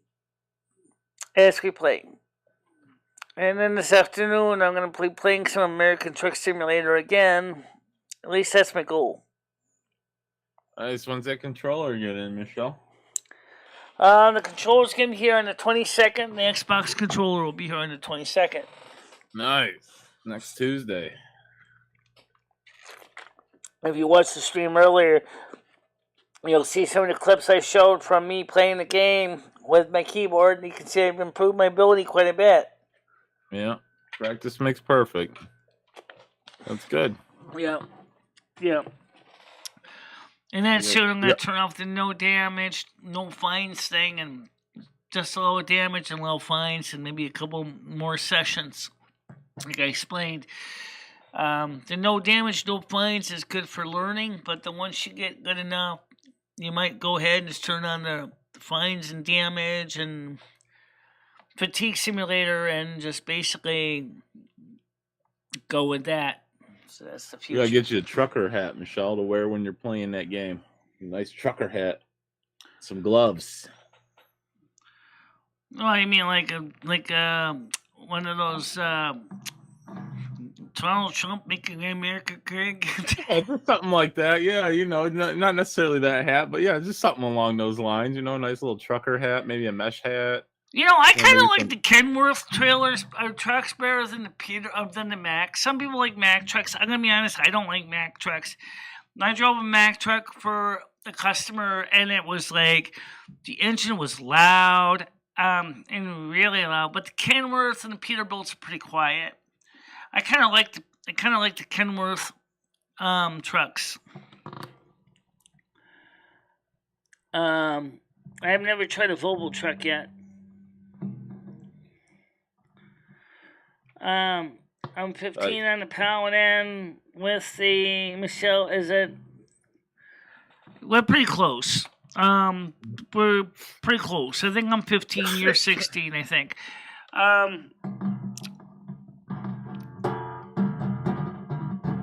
We gotta go kill some spiders in Loch Modan. We gotta turn in 2 quests. Oh, actually 1 quest. We gotta find Bengals. He's on the other side of the loch. So you and I will be walking across Loch Modan and killing monsters on the way. So I'm trying to get the people on the stream. Angela, maybe you can help here with that. Do you know anybody who might be interested in being on the morning and the night shows? Because we really would like to get more people to watch the shows. I don't know how you feel about gaming, but if you know anybody who would like to be on the night shows, watch the show and chat with us when we can, we love that. Excuse me. I love that. If you want to know anybody who would love to be on the show, the same thing for the people on Twitch. For the Twitch viewers out there, if you know anybody else who would like to follow us on Twitch, because we do stream on multiple platforms. Same thing for the people on the Twitter, watching this on Twitter. We'd love to see you guys bring more people into our chat. Okay.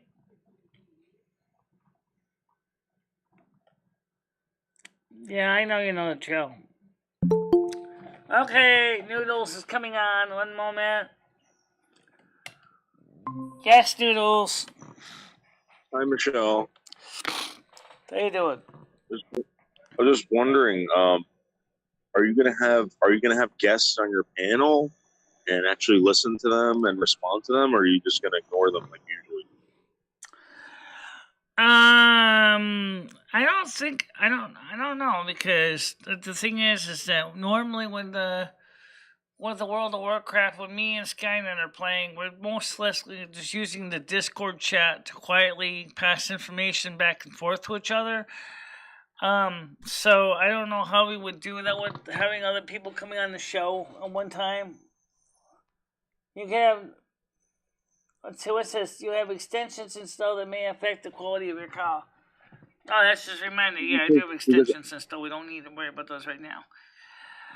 Yeah, because the reason why, So the point is that we are, we are going to probably be having... Michelle, Noodles is trying to talk to you. I didn't mean to interrupt you, but Noodles is trying to say something to you here, Michelle. Yeah. So the reason why I'm saying that is because I come to the live streams, Michelle, and I do watch. But like when you make a comment, like there's no replies whatsoever. Like I know you're focused on this game, but there's nothing really going on there. Well, it depends on the game. I mean, it depends on the game. The American Truck Simulator requires me to be hyper focused on the road. In World of Warcraft, there's usually a lot of time between monsters and mobs, so you usually have time to at least talk to each other and read the chats. So I had to say that it depends on the game you're playing, because some games, you can take 5 minutes, like in World of Warcraft, just walking around talking to people. But in the American Truck Simulator, it's a little hard to be focusing on driving and talking to people at the same time. Because I like to be hyper focused on one task and not, because I don't really want to motherfucker keep smashing on my truck.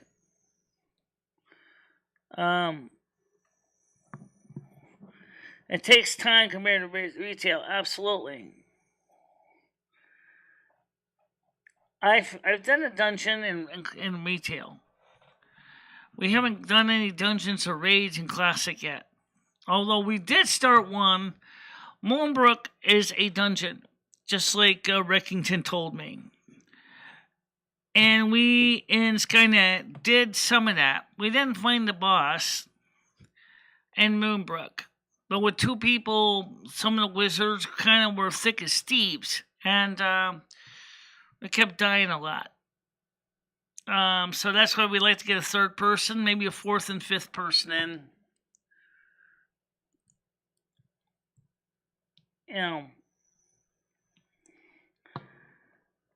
Yeah, we need people for the dungeons. Battlegrounds we can do. So we'll get there. We'll get there. It'll take a bit of We'll time, get there, but we'll yep. get there. Yeah, we'll get there. I already, like I said, I haven't even played the game yet. I've had By a the couple way, so people you say, never, "Oh, I so might you join never, you." so you never played Classic before? You never. You know what, Michelle? No, I actually, Michelle, I didn't get a chance. I didn't get a chance to try it. I've watched Skynet play. I watched you play a bit of it. Okay, I so have not. even when It's you gonna had be- a membership last time, you never actually played Classic. Nope. It's gonna be a brand new You just world did for me, retail. Michelle. Okay. Yep. All right. Welcome back, Noodles. Sorry, guys. I think you got a phone call or something. You're good, man. All right. Yeah, well, we'll get there. We'll get there, Michelle. So, Michelle, I was just trying to say that, like, you know, it's hard for people to watch and then participate. You know what I'm saying? Like, if you want people, Well, people can participate in the there, why they game. would So let me explain this. There are ways people can participate in the game. Asmongold does the same thing. Everybody who wants to play with Asmongold basically gets their own Michelle, I think Noodles is talking about your chat, Michelle. He's not necessarily talking about people right, joining I understand in the that. game. And he's saying they participate. All right.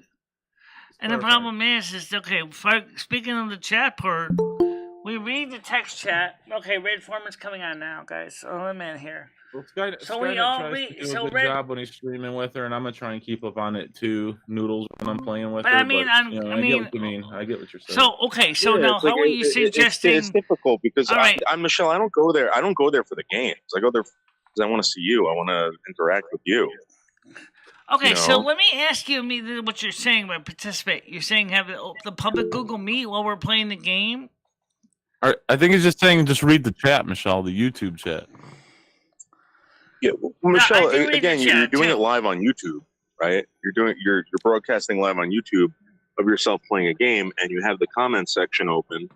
And for instance, if I said hello, there's no response. Like there's nothing. It's just you playing a game and talking to someone, and there's no interaction. You know what I'm saying? I'm not talking about there's no access to you. What I'm saying is, like, if I'm on YouTube, I'm looking for interaction with people on YouTube, not through a video game, through Discord or through whatever. Yeah. Well, let me answer one of the things that questions about Carrie and Reckington, Carrie Bridges. I haven't seen her around here lately. I don't know when she's going to come by. She hasn't been talking to me for a long time. She's not mad at me or anything, but she said that given some things in her personal life, she's chosen to kind of stay away from YouTube. So I don't know when she or Reckington are going to come back. I'd like to see them come back. Reckington played with us in Classic a few times. Supposedly, Reckington left her and the kids, and she's a single mom again. I heard that as well. Yeah. I think it was around. Yeah, but right now her house is in foreclosure too. Last year in the fall, I remember that. So again, I don't know why you'd want to have Reckington here. So right now her house is in foreclosure, and I don't know what she's gonna do. If they haven't already foreclosed, if they haven't already put the house in the auction yet. Well, I know what she can do. She can move to New Jersey and become a fucking a housewife and do exactly what I tell her to do. And I've told her this before. I said, Carrie, if you want a real life and a real lifestyle, move to New Jersey and do everything I tell you to do. I think she's kind of loyal to Texas because that's where she spent most of her life, Noodles. Maybe not if you gonna were have much of a talking life about if she living was in around. Houston or Dallas, maybe she would have been more willing to do that.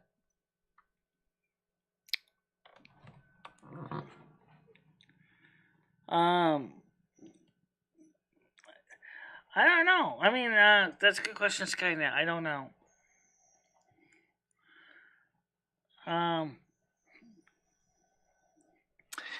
Well, anyway, the point is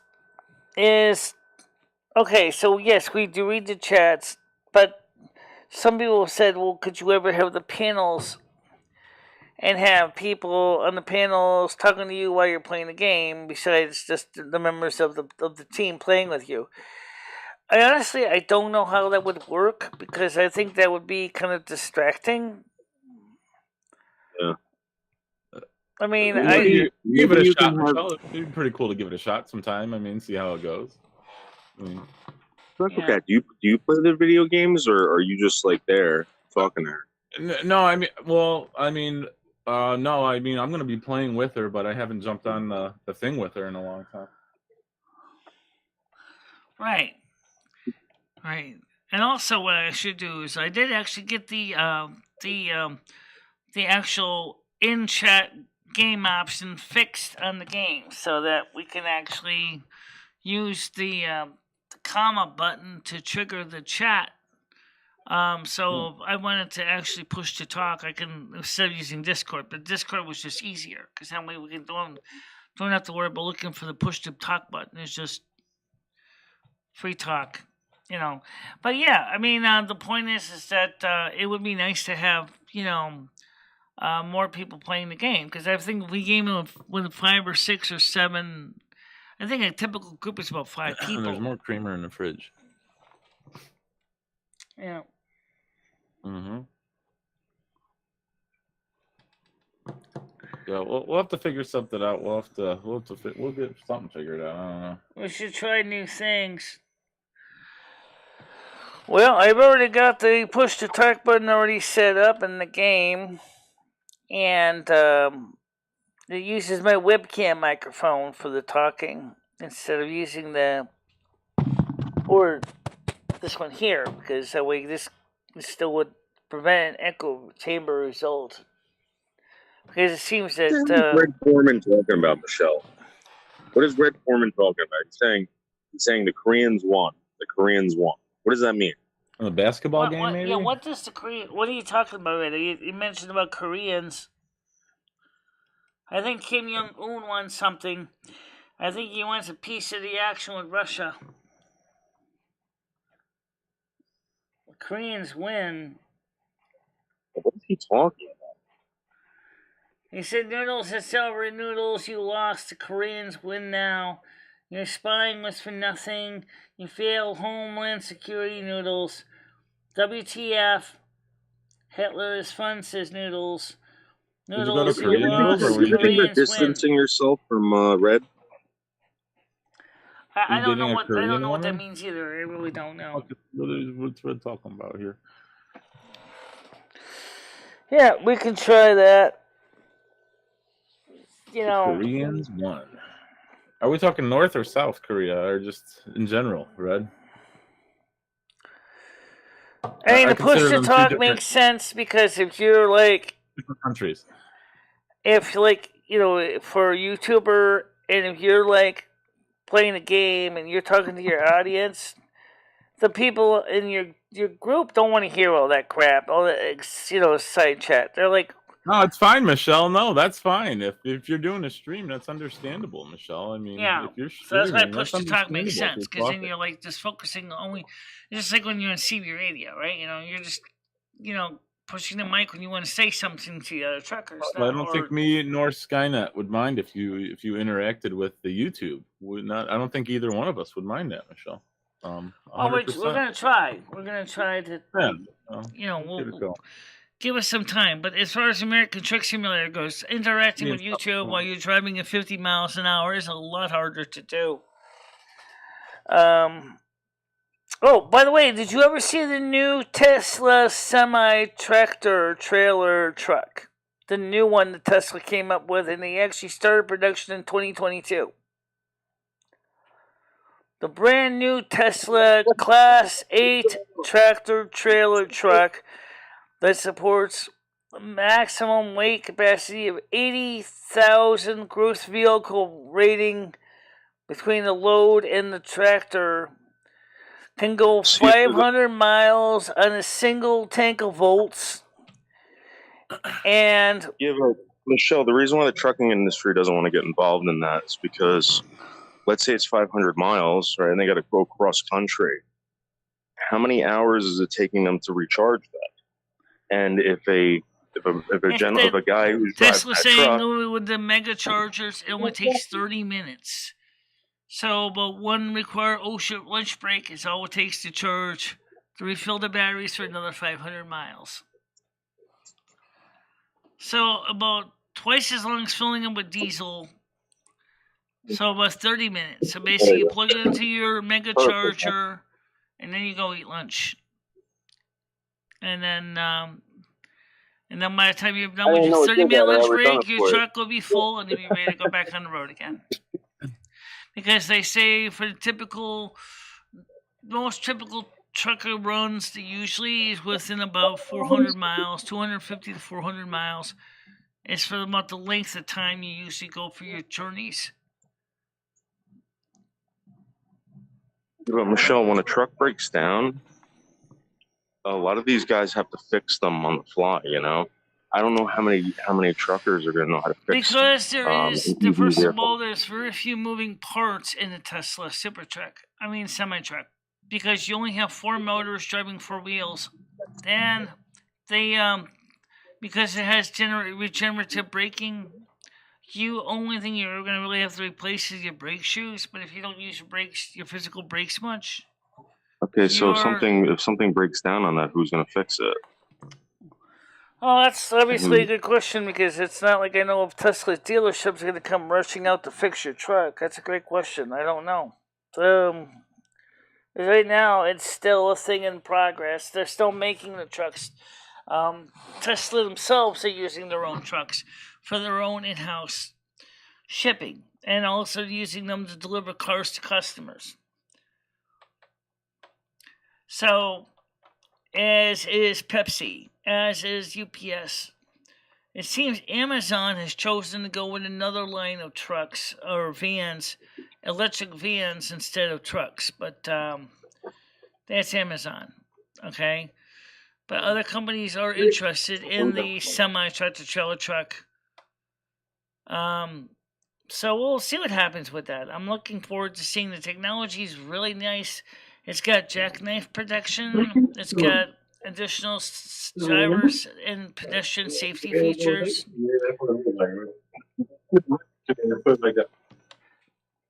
So it's got a lot of different options. Tesla repairs are super expensive. Yes, they are. Yes, 1 ocean lunch break. Every 6 hours, you need to take a 30-minute break. Yeah. So if you drive for 3 hours, 4 hours, get to your route, right? You park your truck at the mega charger, plug it in, let it charge, go in, get yourself a hamburger, French fries, and chill out for 30 minutes, and then you can come on back out. The truck will be full, and then you'll be ready to go back on there. But here's what I'm wondering is, seriously though, there's more superchargers for the cars than there is for the trucks. Do you think that Tesla makes an adapter for their semis to plug into the regular superchargers?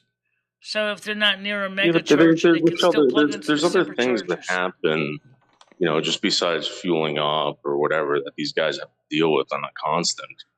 And I think they got delivery schedules to keep. They got tight schedules to do. They got to make sure that, you know, there's setups, there's logs. There's a lot of stuff that goes behind besides just driving. So driving is the main part of the job, but there's other side things that they have to deal with. Unfortunately, the game doesn't simulate that. That's the part of the game which doesn't simulate it. Like, it doesn't talk about how to do your logbook. It doesn't talk about, you know, how to inspect your vehicle, how to check your hoses, how to check your brakes, how you check your lights. It doesn't cover that. Well, But there might be a DLC add-on for that. electric airplane yet? What about an electric airplane? They have some prototype electric airplanes. How about an electric rocket ship? Not yet, because that. Oh, actually, they do. Actually, for outer space, it's called ion propulsion. It's called ion thrust propulsion. You can't lift. That's only on satellites, Michelle. They don't. They only use ion propulsion. No, on satellites they're using what they call hydraulic fuel, such as hydrazine and oxygen, for fuel for thrusters. But the ion propulsion is something that NASA is working on right now. So NASA is already working on it. NASA is already working on prototype ion engine. So they already designed it. But it only works best in outer space, where there's a low friction coefficient. Yeah, they only use it on satellites. That's what I just said. No, they're using it. They're using it for thrusters on spacecraft. Besides the satellites on rockets. in space, like when it's orbiting a satellite.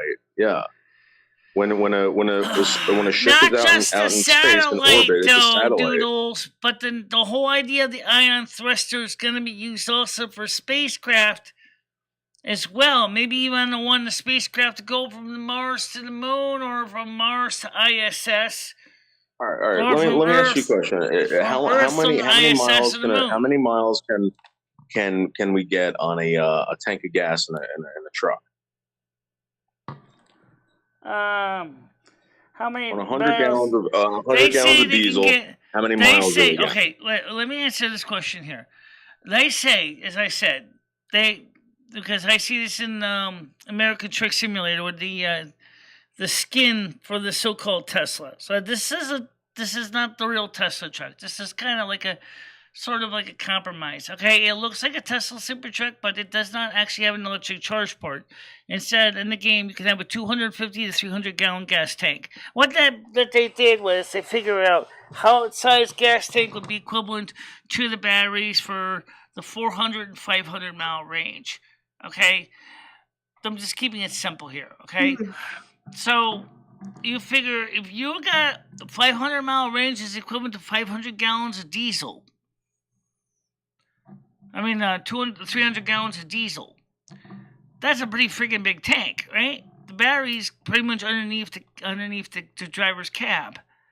Okay, just like the diesel engine would be underneath the driver's cab, because it's a cab over. It's based on a cab over design, versus a lot of American trucks that have the cab in the front, or the engine in the front of the cab. Do batteries freeze up, Michelle? What's that? Do batteries freeze up? No, they shouldn't, because they have electric heaters in the batteries, compartments to keep the batteries at proper temperature so they wouldn't freeze. According to Tesla, but that means that's going to mean less energy for your truck in cold weather, because you're going to be keeping those batteries warm. According to Tesla, they brought several vehicles down to Antarctica, and they all failed. All of them. Well, yeah, Antarctica probably wouldn't make sense, because. But we've been using diesel trucks down there forever. Well, not forever, but since we've been. Actually, they usually burn something called JP8 fuel. They're burning a fuel called JP8. Okay, and? Which is a form of kerosene. It's designed to take it down to very low temperatures and still remain a very liquid viscosity, which is important. It's like diesel, right? So my point is, right? What happens if they have to bring these trucks all over the United States and there's a big freeze, right? Well, what happens when they have a big freeze with a diesel engine? Yeah, we don't have that problem. Unless you have an engine block heater, it's really hard to get a diesel engine to start, because you got to remember it runs by compression, not by spark plugs. Yeah.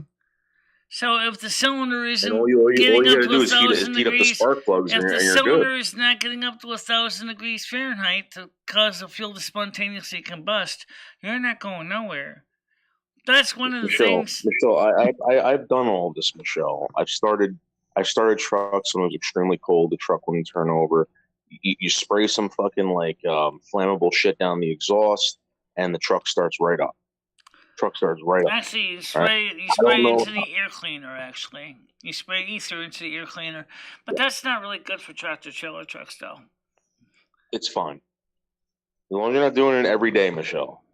If you're doing it to start up, if you're trying to do a cold start, Michelle, it's fine.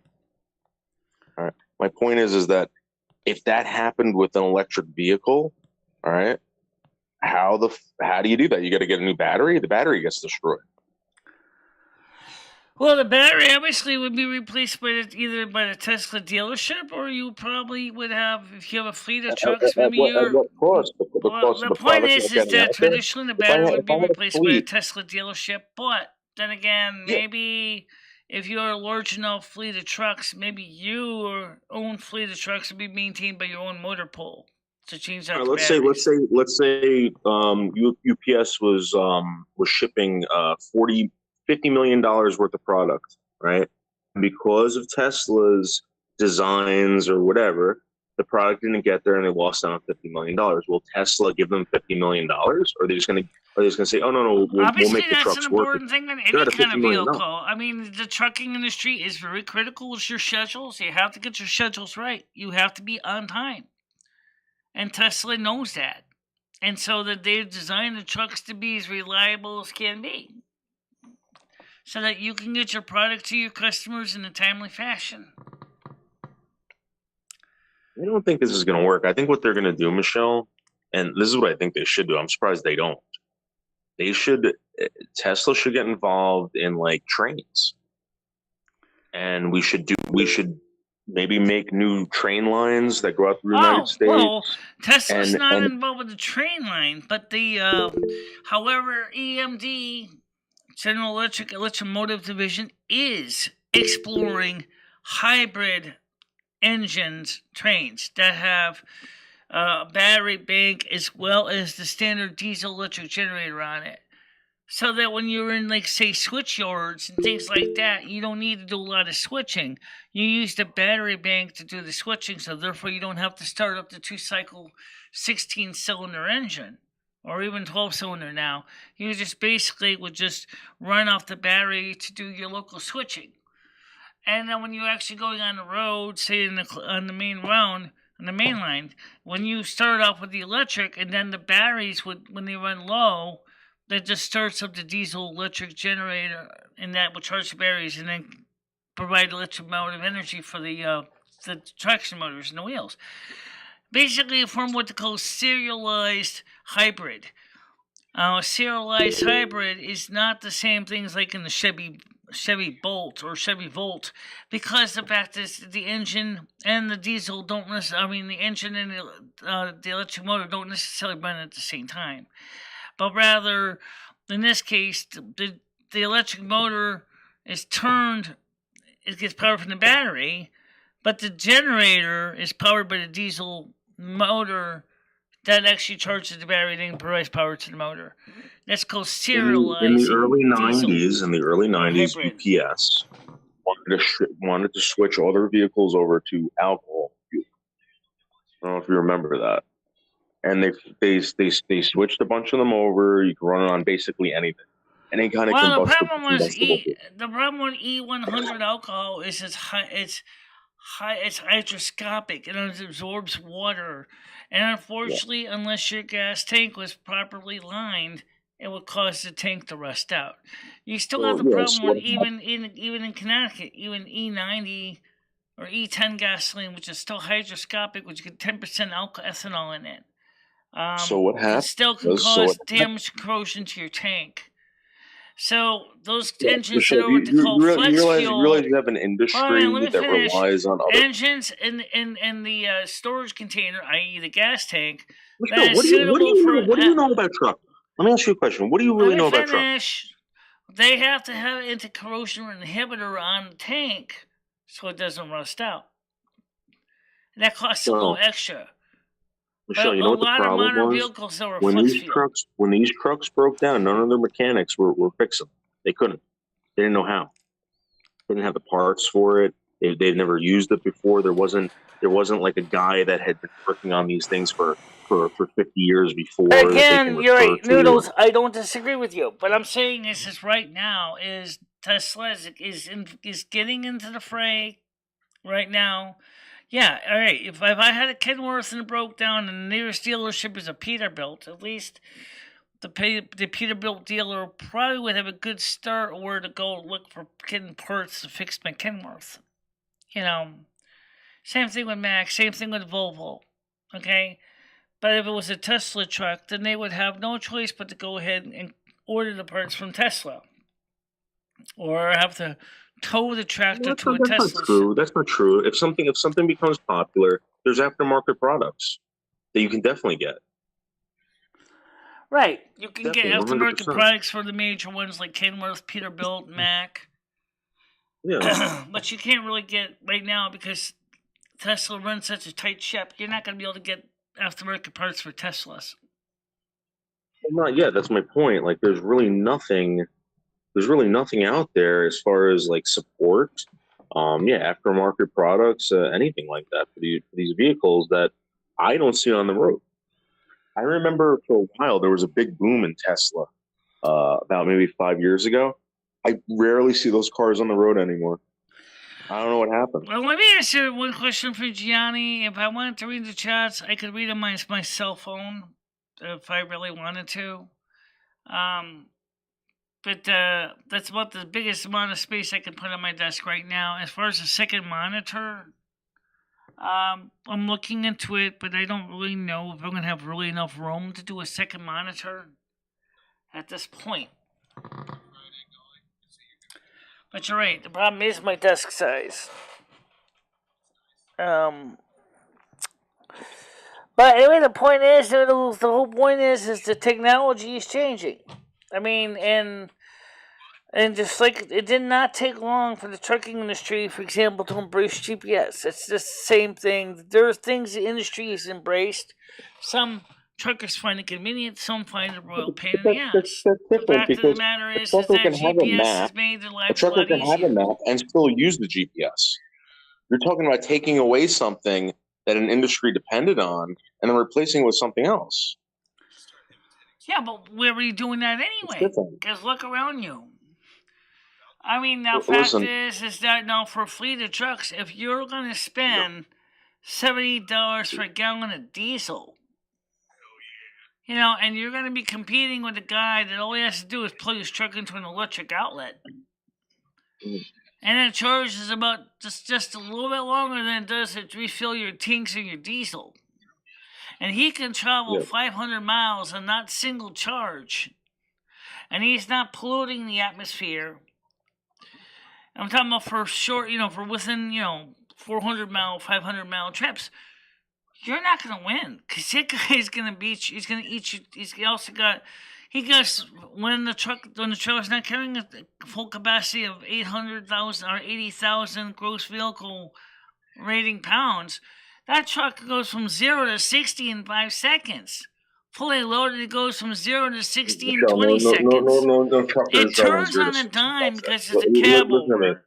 Michelle, listen to me. You're talking about an industry that depends on reliability,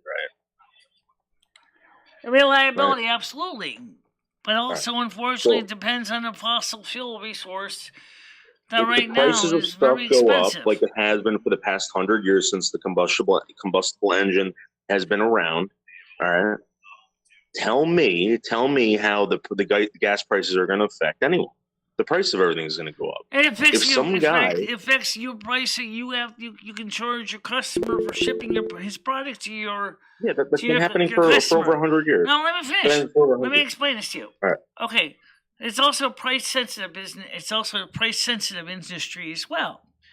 If, for example, when you factor in the cost of fuel, then how much are you going to be able to charge per mile?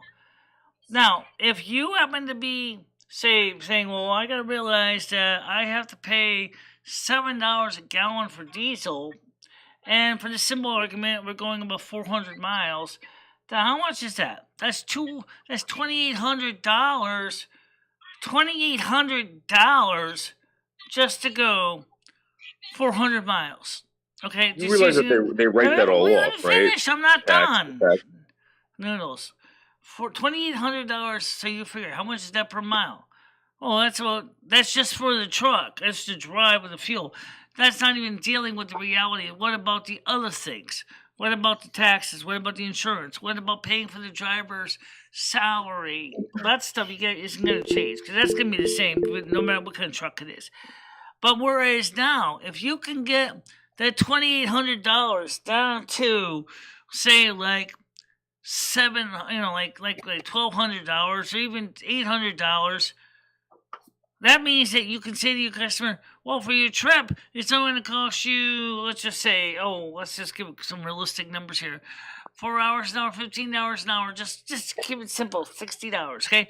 Oh, Yeah, I can get you there for about $900. Businesses are in the business of saving you $900 versus $2,900. You want to tell me if you got someone offering you to deliver your goods for $900 versus $2,900, then you're not going to go with the lower price in this tight economy? Of course you are. So that guy that has the all-electric truck is going to be able to deliver the stuff cheaper than the guy that has a gasoline engine built, or in this case, diesel engine, belching toxic fumes out, and basically depending on the fossil fuel, which is dead animal carcasses, he's going to be paying more. However, like you said, where trucks have an advantage that are running on diesel is the fact there's more diesel filling stations. That's absolutely true. There is more, a lot more. So that's one thing. That's the same thing is true with the Tesla car. There's more gasoline engine fueling stations than there is for Teslas. No matter how many superchargers you got. Right now, we don't have enough superchargers. But you see the point I'm trying to say here. Michelle? What happens if the trucker is stuck in the middle of a power outage? There's a blizzard, power outage. Is he going to be able to charge up his vehicle?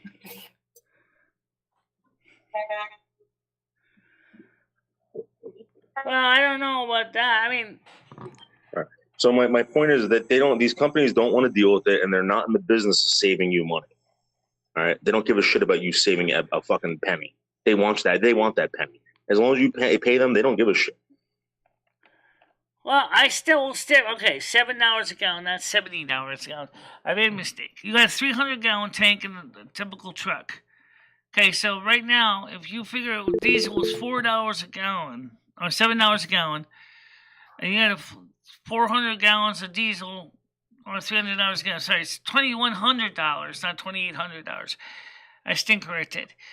But still, that's a lot of fuel. And that's a lot of dollars that is going to have to be added to the cost for shipping your customers' goods. So it's going to result in cheaper if you don't have to charge as much for the fuel because you have to make back. If you're shipping something for a customer 400 miles away, you need that $2,100. Plus your paycheck for driving, cover the insurance, average wear and tear on the truck. You are going to have to worry about replacing your brake shoes, checking your fluids, things like that. That adds into the cost. Tesla's saying is because there's so few moving parts in their electric truck, there's not really as much of an expense. Except maybe make sure that the electric motors are lubricated. And make sure that you have cooling in there for the inverters. That's it. Nothing wrong with that. Not saying it's going to work for everybody, though.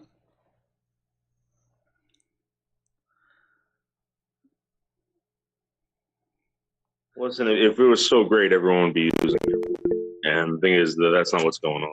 I don't see any trucking using electric vehicles. I've never seen one on the road. Nothing like that. In fact, when they started making all these hybrid engines for these city trucks, you don't even know what to do in Germany now. And they couldn't be fixed. Germany's even added a whole new feature to this. You ready for this? Overhead charging wires for tractor trailers on the road or hybrid vehicles. So you can drive under wire, and when you're on the highway, it'll charge your batteries. It's an experimental road in Germany. So when you're on that road, you don't even have to run your gasoline or your diesel engine or discharge your battery. But why not? Because it'll charge why your not battery while you're driving down the road because it has a pantograph on the truck that picks up Why power not just from ship overhead everything? wires. Why not just ship everything with the railroad, right? Make electric fucking railroad, right?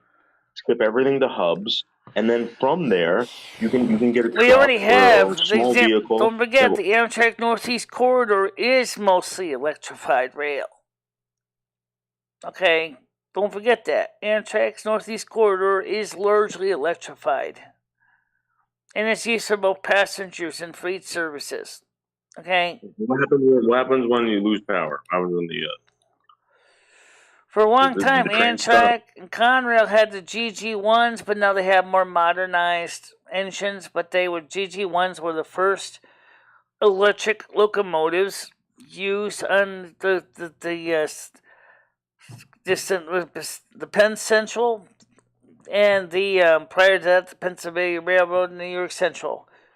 That was the first early electric vehicle was the GG1, which operated at 30 volts or 30 hertz at what was it, about 2,500 volts, 25 kilovolts pantograph. Now, of course, what do you think? What do you think about the age of consent being 14 in Germany? I don't have anything to say about the age of consent being 14 in Germany. Why? Because I don't have anything to say about it. Are you pleased with it, or are you disgusted with it? It doesn't apply to me. I'm not in Germany. All right, what do you think about the age of consent being 16 in Virginia or Maryland? Where did I hear you? Alright, anyway. Hello? A gigawatt actually is not really, it's a gigawatt. It's pronounced Gigawatt. It is 1,000 million watts. A terawatt is 1,000 million gigawatts. A femtowatt is 1,000 terawatt. 1,000 terawatts. There's another. What's it? Exo? Peta would be 1,000 pentos. I think. Yeah, a lot of power. So a gigawatt is exactly 1 million or 1,000 watts. Michelle, what do you think about the age of consent being 18 in the United States? Huh? What? Why are you bringing up the age of consent talk here, Noodles? We're not even talking about that. Why not? Well, how old do you have to be to drive a tractor trailer, Michelle? A femtowatt. Okay, and we have exawatts, pentawatts, terawatts. Oh my God! I asked you how old you have to be to drive a tractor trailer. You have to be 18 for most states to get your entry-level learner's permit CDL. Well, what do you think about that? To drive within the United States, to drive in the state that issued your CDL permit. What do you think about that? You think that's a good age? What age did you learn to drive your individual sedan, Noodles? So 16, right? Don't forget, you're talking about something that's 10 times bigger than your tiny little Toyota Camry. Okay? Right. And? Depending on the states, they require that you have to be at least 18 to get your starting permit, to get your CDL to drive within your state. You know, you could be 13 and drive a tractor, and that's 10 times bigger than a friggin' than a Camry. Okay. Did you know that? Let me see. Is there any other messages? I don't know. I have no idea. I haven't checked yet. Let me just check something here. Okay, we got 12 people on here. I've been pretty stable, about 12, pretty much all day. That's not bad. No, it's not bad. You're not talking about anything good. You're talking about electrical vehicles. No one cares. No one's even going to buy one. No one's interested. You want to talk about something? You want to talk about something like juicy and whatever? Let's talk about the age of consent. Yeah. Let's talk about cannibalism, All right, Michelle. guys. It is 12:18. It's 12:18. Noodles. Do you want to say anything to wrap it up? Would you ever eat anybody? No, I wouldn't. What But do I you think about certainly Noodles am. 1980 becoming a cannibal this spring? I certainly might go buy myself some Reese's Nutrageous candy bars for a snack. And then I'm going to come back in, I'm going to play some American Truck Simulator, record that, and then I'll upload the gameplay afterwards so people can watch that. And then tonight at 7 o'clock, we have a 7 o'clock show, but it might be a hybrid show between the regular show and the game show. So just be aware of that, guys. It will just be a good evening, but we'll mention is a gaming World of Warcraft stream. So that's... Will you come up on my channel and answer all these age of consent questions? What? Because there's nothing to say about the age of consent questions, Noodles. It means you don't care, right? You don't care what the age of consent is. Okay, we're at the USPS destination. You're saying that thing's going to be here tomorrow? Yes. Ooh, tomorrow, guys, our joystick will be here. Yay! Tomorrow's Friday, Saturday. Yep.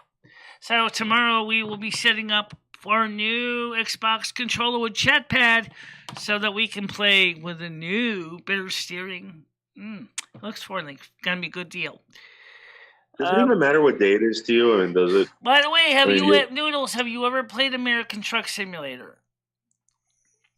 Why would I play a children's game, Michelle? I'm an adult. I'm 42 years old. American Truck Simulator is not a child's game, but that's not what I asked you. I said, have you ever played it? No, I don't play games, Michelle. I'm an adult. Well, why don't you play it, and then you can go for your CDL, and then you can go ahead and get your real driver's license for driving a real tractor trailer, a really short tractor trailer truck drivers now. I have a CDL, Michelle. Why not get a CDL? No, I said I have one. For which class? Do you have hazmat certification? I'm sorry? You have hazmat certification on that? No, I have a class B. Okay. Well, you might want to expand and get hazmat certification on it. No, because that's every. What kind of truck did you last drive? Did you drive one with a 13-speed, or did you drive one with a semi-automatic? Did you drive one with full automatic?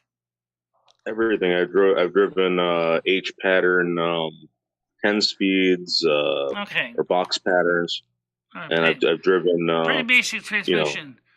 So, what's your favorite brand of truck? Do you like any particular truck brand in particular?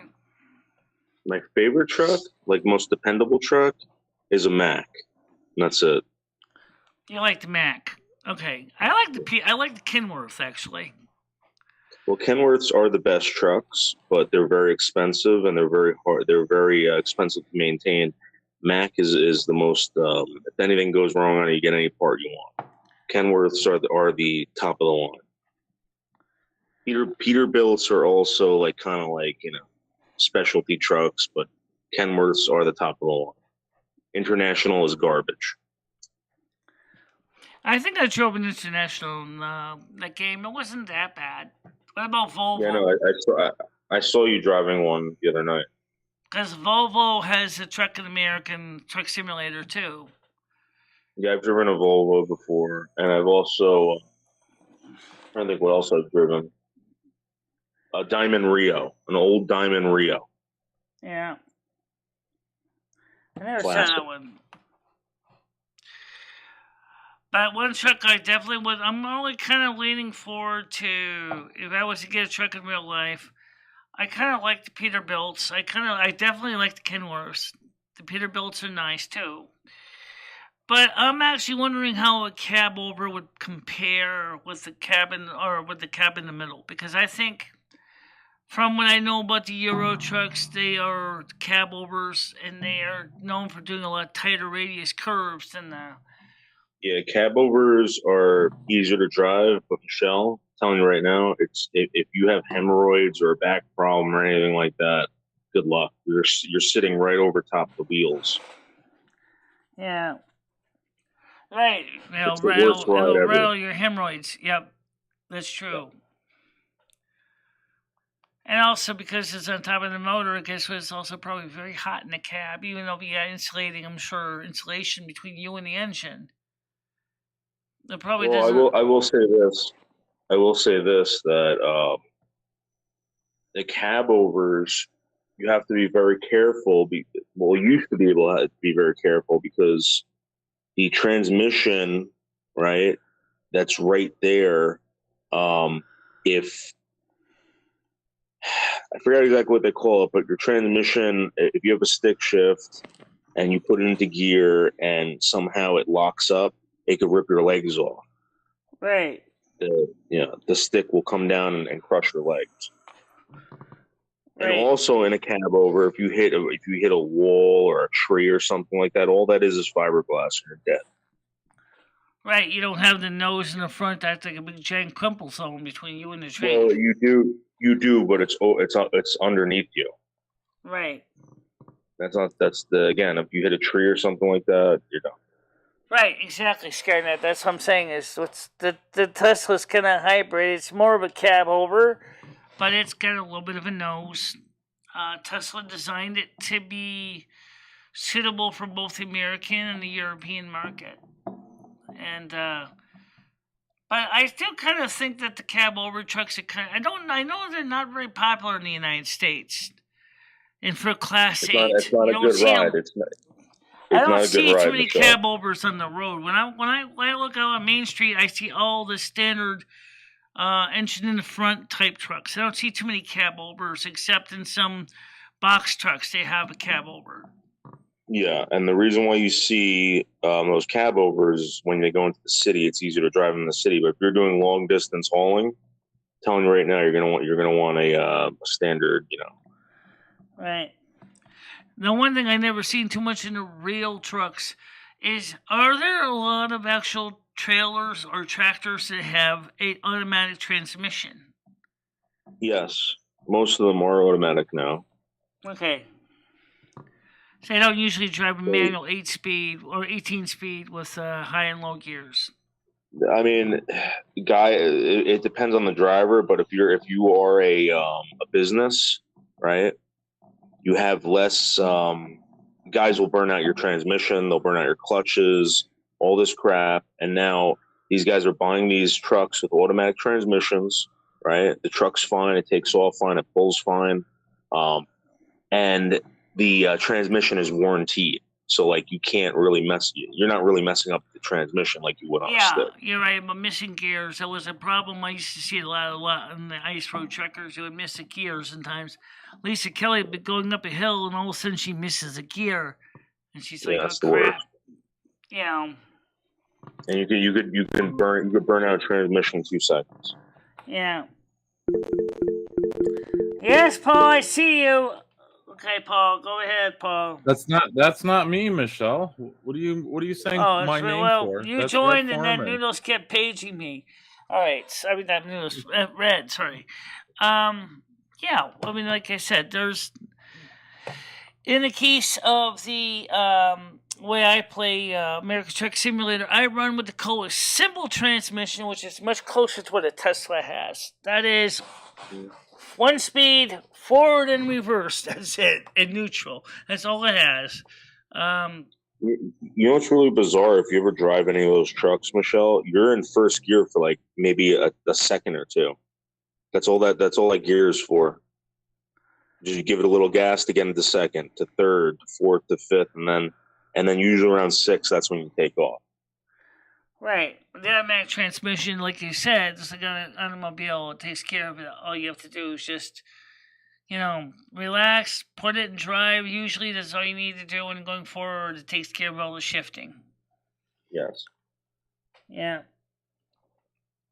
Well, I mean, it's certainly interesting because what I might do is if I keep playing American Truck Simulator, guys, maybe in a few months we are going to get a wheel. And if you ever want to see a really high tech home American Truck Simulator that this Hispanic man created, it is huge. I mean, it looks just like the inside of a cab of a truck, and he's playing American Truck Simulator with it. He And probably the other spent thing is thousands of dollars on that simulator design he built. to drive one of those trucks, you need to double clutch it. You can't just push the clutch down and put it into gear. You got to double clutch. Right. Makes sense because you also got to switch between low and high as well. And then there's also ghost gears in those trucks. I don't know if you know that. And I can't really explain it, but like, let's say you're in 6th gear and you're going around a turn. You can throw it into something that would be a resemblance of 5th gear, and it actually slows the truck down dramatically. Right. You throw on your J brake, all that stuff, and it. Now, J brake is kind of an interesting idea. Of course, Yeah, as you know, Tesla trucks don't have a Jake brake. They just regenerative braking, but it does the same thing a Jake brake does. Yeah, it's amazing. It slows down the engine. Yeah, it slows down the truck by using the engine itself to slow it down. Now, a lot of truckers that have J brakes, they will drive with them on. So as soon as you let your foot off the gas, the J brake will start. So you'll hear them shifting, and in between shifts, you'll hear wop wop wop. Yeah, that's one thing I haven't tried is the Jake braking. But what I do in a game is like, when I get my finger off the drive forward, it just coasts to a stop. So like I use that coasting for making it easy to do wide turns, like go into another lane instead. So that way I don't have to worry about being too fast and causing my trailer to flip over. And that works out pretty good when I do that. Even if I am going about 5 miles an hour, it's fine for getting around those turns and intersections. So how you doing, Tiger Kitty? Automatic Mechanic Simulator. Yeah, I did see that game. I was thinking about it. But I also would like to try the European Truck Simulator too, also. Because that might be interesting to play as well. See how the comparison is? When the Euro just driving on a different side of the road, Michelle. It's the same thing. You just drive on. Yeah, it's the same thing on continental Europe. Unless you go over to the UK side of things, and it's the opposite. You're driving a right-sided truck. Yeah, that's what I'm saying. That's the only difference is that you're just driving on a different side of the road in European Truck Simulator opposed to American. Yeah, that's the. Oh yeah, the signs are also in a foreign language. Yeah, it's literally the only difference I would say. It will actually, yeah, it does. These games do help you learn things, and also American Truck Simulator just gave me a lot more insight to what actually goes on in the trucker's life. Even though it doesn't go into all the details of what really happens, I think it was a great awakening call for me to find out just how frustrating it is to actually, drive those long distances in a game and, try to meet deadlines and be there on time. Michelle, would you ever consider playing Shower with Dad Simulator? That's a real game. Would you consider playing that? What? Or maybe it's called Shower with Dad Simulator. Would you be willing to play that, or maybe Drug Dealer Simulator? No. No? I wanted to play the Electrician Simulator, but that's for a reason I might have no choice but to build or set up a Windows 10 partition again on this thing so I can play the Electrician Simulator. Because I'm really interested in really doing the electrical wiring, European wiring, because they don't have American wiring in there. But learning a little bit of electrician wiring for Europe. I want to do that, so that excites me. It looks like the wiring is based on German or Netherlands wiring system, so it'd be fun to do that. I don't know if it Great. teaches or Michelle, you ever see British. that movie? You ever see that movie Maximum Overdrive? Stephen King. Maximum Yeah. Overdrive. Yeah, it's a Stephen King movie. You ever see that movie, Michelle? I read the book about the trucks who drive themselves. No, I haven't seen it. I haven't. Yeah. But by the way, the Tesla semi has the ability to drive itself. Yeah, but doesn't want to kill people like in Maximum Overdrive. You know what? I'll tell you a secret. That actually, real autonomous driving has accidentally killed people. So it's not so much of a movie anymore. There was a car recently off the Palisade Parkway up here that caught fire. It was a Tesla, and they couldn't put the friggin' thing out. The guy died. They couldn't put it out. They couldn't, it burnt for a couple hours. Yeah, it certainly is likely when a fire starts in the battery compartment because of the electrolyte inside. It's very combustible. That's something that they really need to work on, finding a better electrolyte for the batteries. We should have put a bunch of That's baking probably soda the on it. one thing I think that scares the Electrical trucking fire. fleets more than anything with the Teslas is the batteries catching fire. What do you do with As you an know, electrical diesel fire? fuel does not burn very easily at standard room temperature, but this electrolyte will bust into flames above a certain temperature and spontaneously combust if there's any oxygen nearby. So there's obviously, that's a valid concern for a lot of trucking fleets, is that they're afraid of fires. What do you think about truckers referring to their sleep cabin as rape cabin? I don't know any, and Noodles, I don't really know about that, but I'm sure they probably shagged up with a couple people in their cabin. I'm sure they have shagged up with a significant girlfriend and boyfriend in their cabins. Some lot lizards. Lot lizards, yeah. Lot lizard simulator. Yeah. And now some of those cabins are really, some of those cabins in those trucks are really, really nice. Like they're like the people who have the super cabs. These are the people bought for their own trucks. They got a shower, they got a TV, they got a little kitchenette, a little stove, a little refrigerator. Really, really. Michelle, most of them pee in Gatorade bottles. Just so you know. That's what I was telling Michelle. She needs to get a milk jug. Oh yeah, Yeah. they have a So they when have a she's little playing they the have a game, little she can piss in the composting jug and toilet she won't in have to them too. stop. They have Yeah, a little Michelle, you- composting toilet in them as well. Michelle, did you get your empty milk jug yet? So you don't have to take pisses so you can just keep playing the game and you go. We got to get into this trucker lifestyle, Michelle. Like I said, I want to No, get you a because trucker it's like hat. in the real world. I just basically pull over to the side of the road, go in the bathroom, then come back in the truck and just get out of the parking lot and go. That's what I do. That's the easiest way. Michelle, I'm gonna find you a good trucker hat to wear while you're playing the game. I'm gonna go to the gas Right. station and find you a hat. But when I'm on a country road, I've been known to go as fast as 60, 70 miles an hour over the cruise You can't control. do that, Michelle. Trying to make up for lost time. It's pretty What fun if you that hit an way. animal or a turn, a curve? No, I haven't. But you know what the thing, guys, is Yeah. what you should do is watch the game, play from yesterday, ATS, less smash, more cash. You might find it interesting. Just watch their Less video. smash, more cash. Yeah, less smash, more cash. ATS, Hell less yeah. smash, more cash. Just watch it.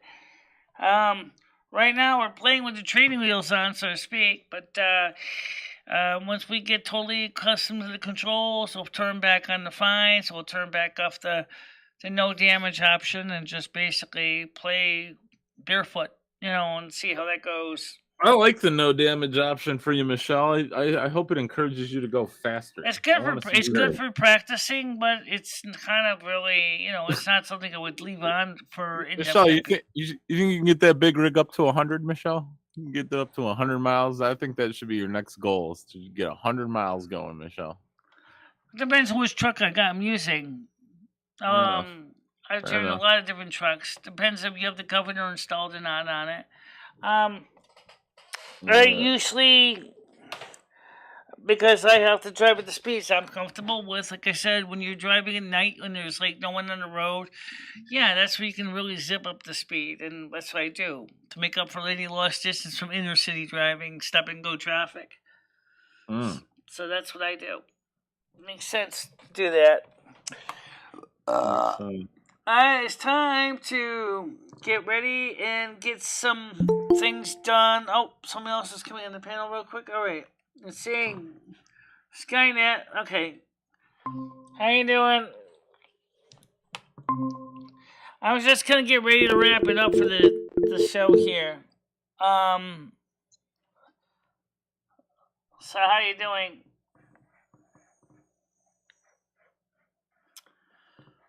Oh, he's left already. Oh yeah, that was Paul. No, that was somebody else that left. I think it was Red. yeah. Okay, so tonight we're gonna be playing some World of Warcraft. Knock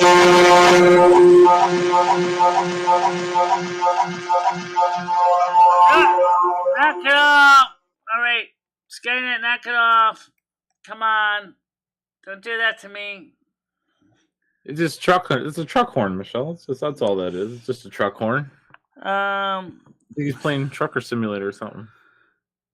Kind of like how those Navy ships are burning, you can't put them out. Fuck me once, I'm done with you. You got too much volume. Fuck me once, I'm done with You you. gotta turn it down, Skynet. Fuck me once, I'm done with you.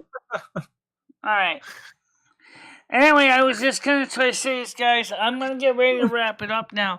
I'll see you tonight at 7 o'clock, okay, guys?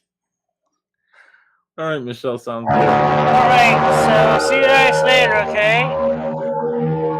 Bye-bye, guys. Bye-bye, everybody. I'll see you at 7. Okay, so yes, we'll see them at 7 tonight.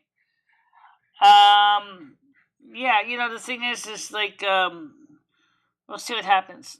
Let's see what happens. Okay, with all the different things. Kind of a night show, Take a Kitty. It's gonna be another night of World of Warcraft, because, you know, probably we'll be having soon. We'll have Paul, me, Skynet. We'll be reading chat questions if we can. So yeah, that'll be sort of a night show. Maybe not the most perfect night show, but it'll be a night show. So that's what we'll be doing tonight.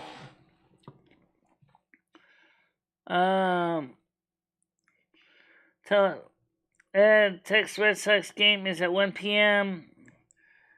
Alright, can you do me a favor, Stan, and post that link in my Discord, in the general chat area, or in a text message to me? Because when I end the show, I'm not going to see the chat replay until later, or 1 o'clock. Oh. Okay. So, alright, guys. For now, I'm going to let everybody go. You all have a nice night. Stay out of trouble, everybody, and see you at 7 o'clock. Regular World of Warcraft, probably. Alright.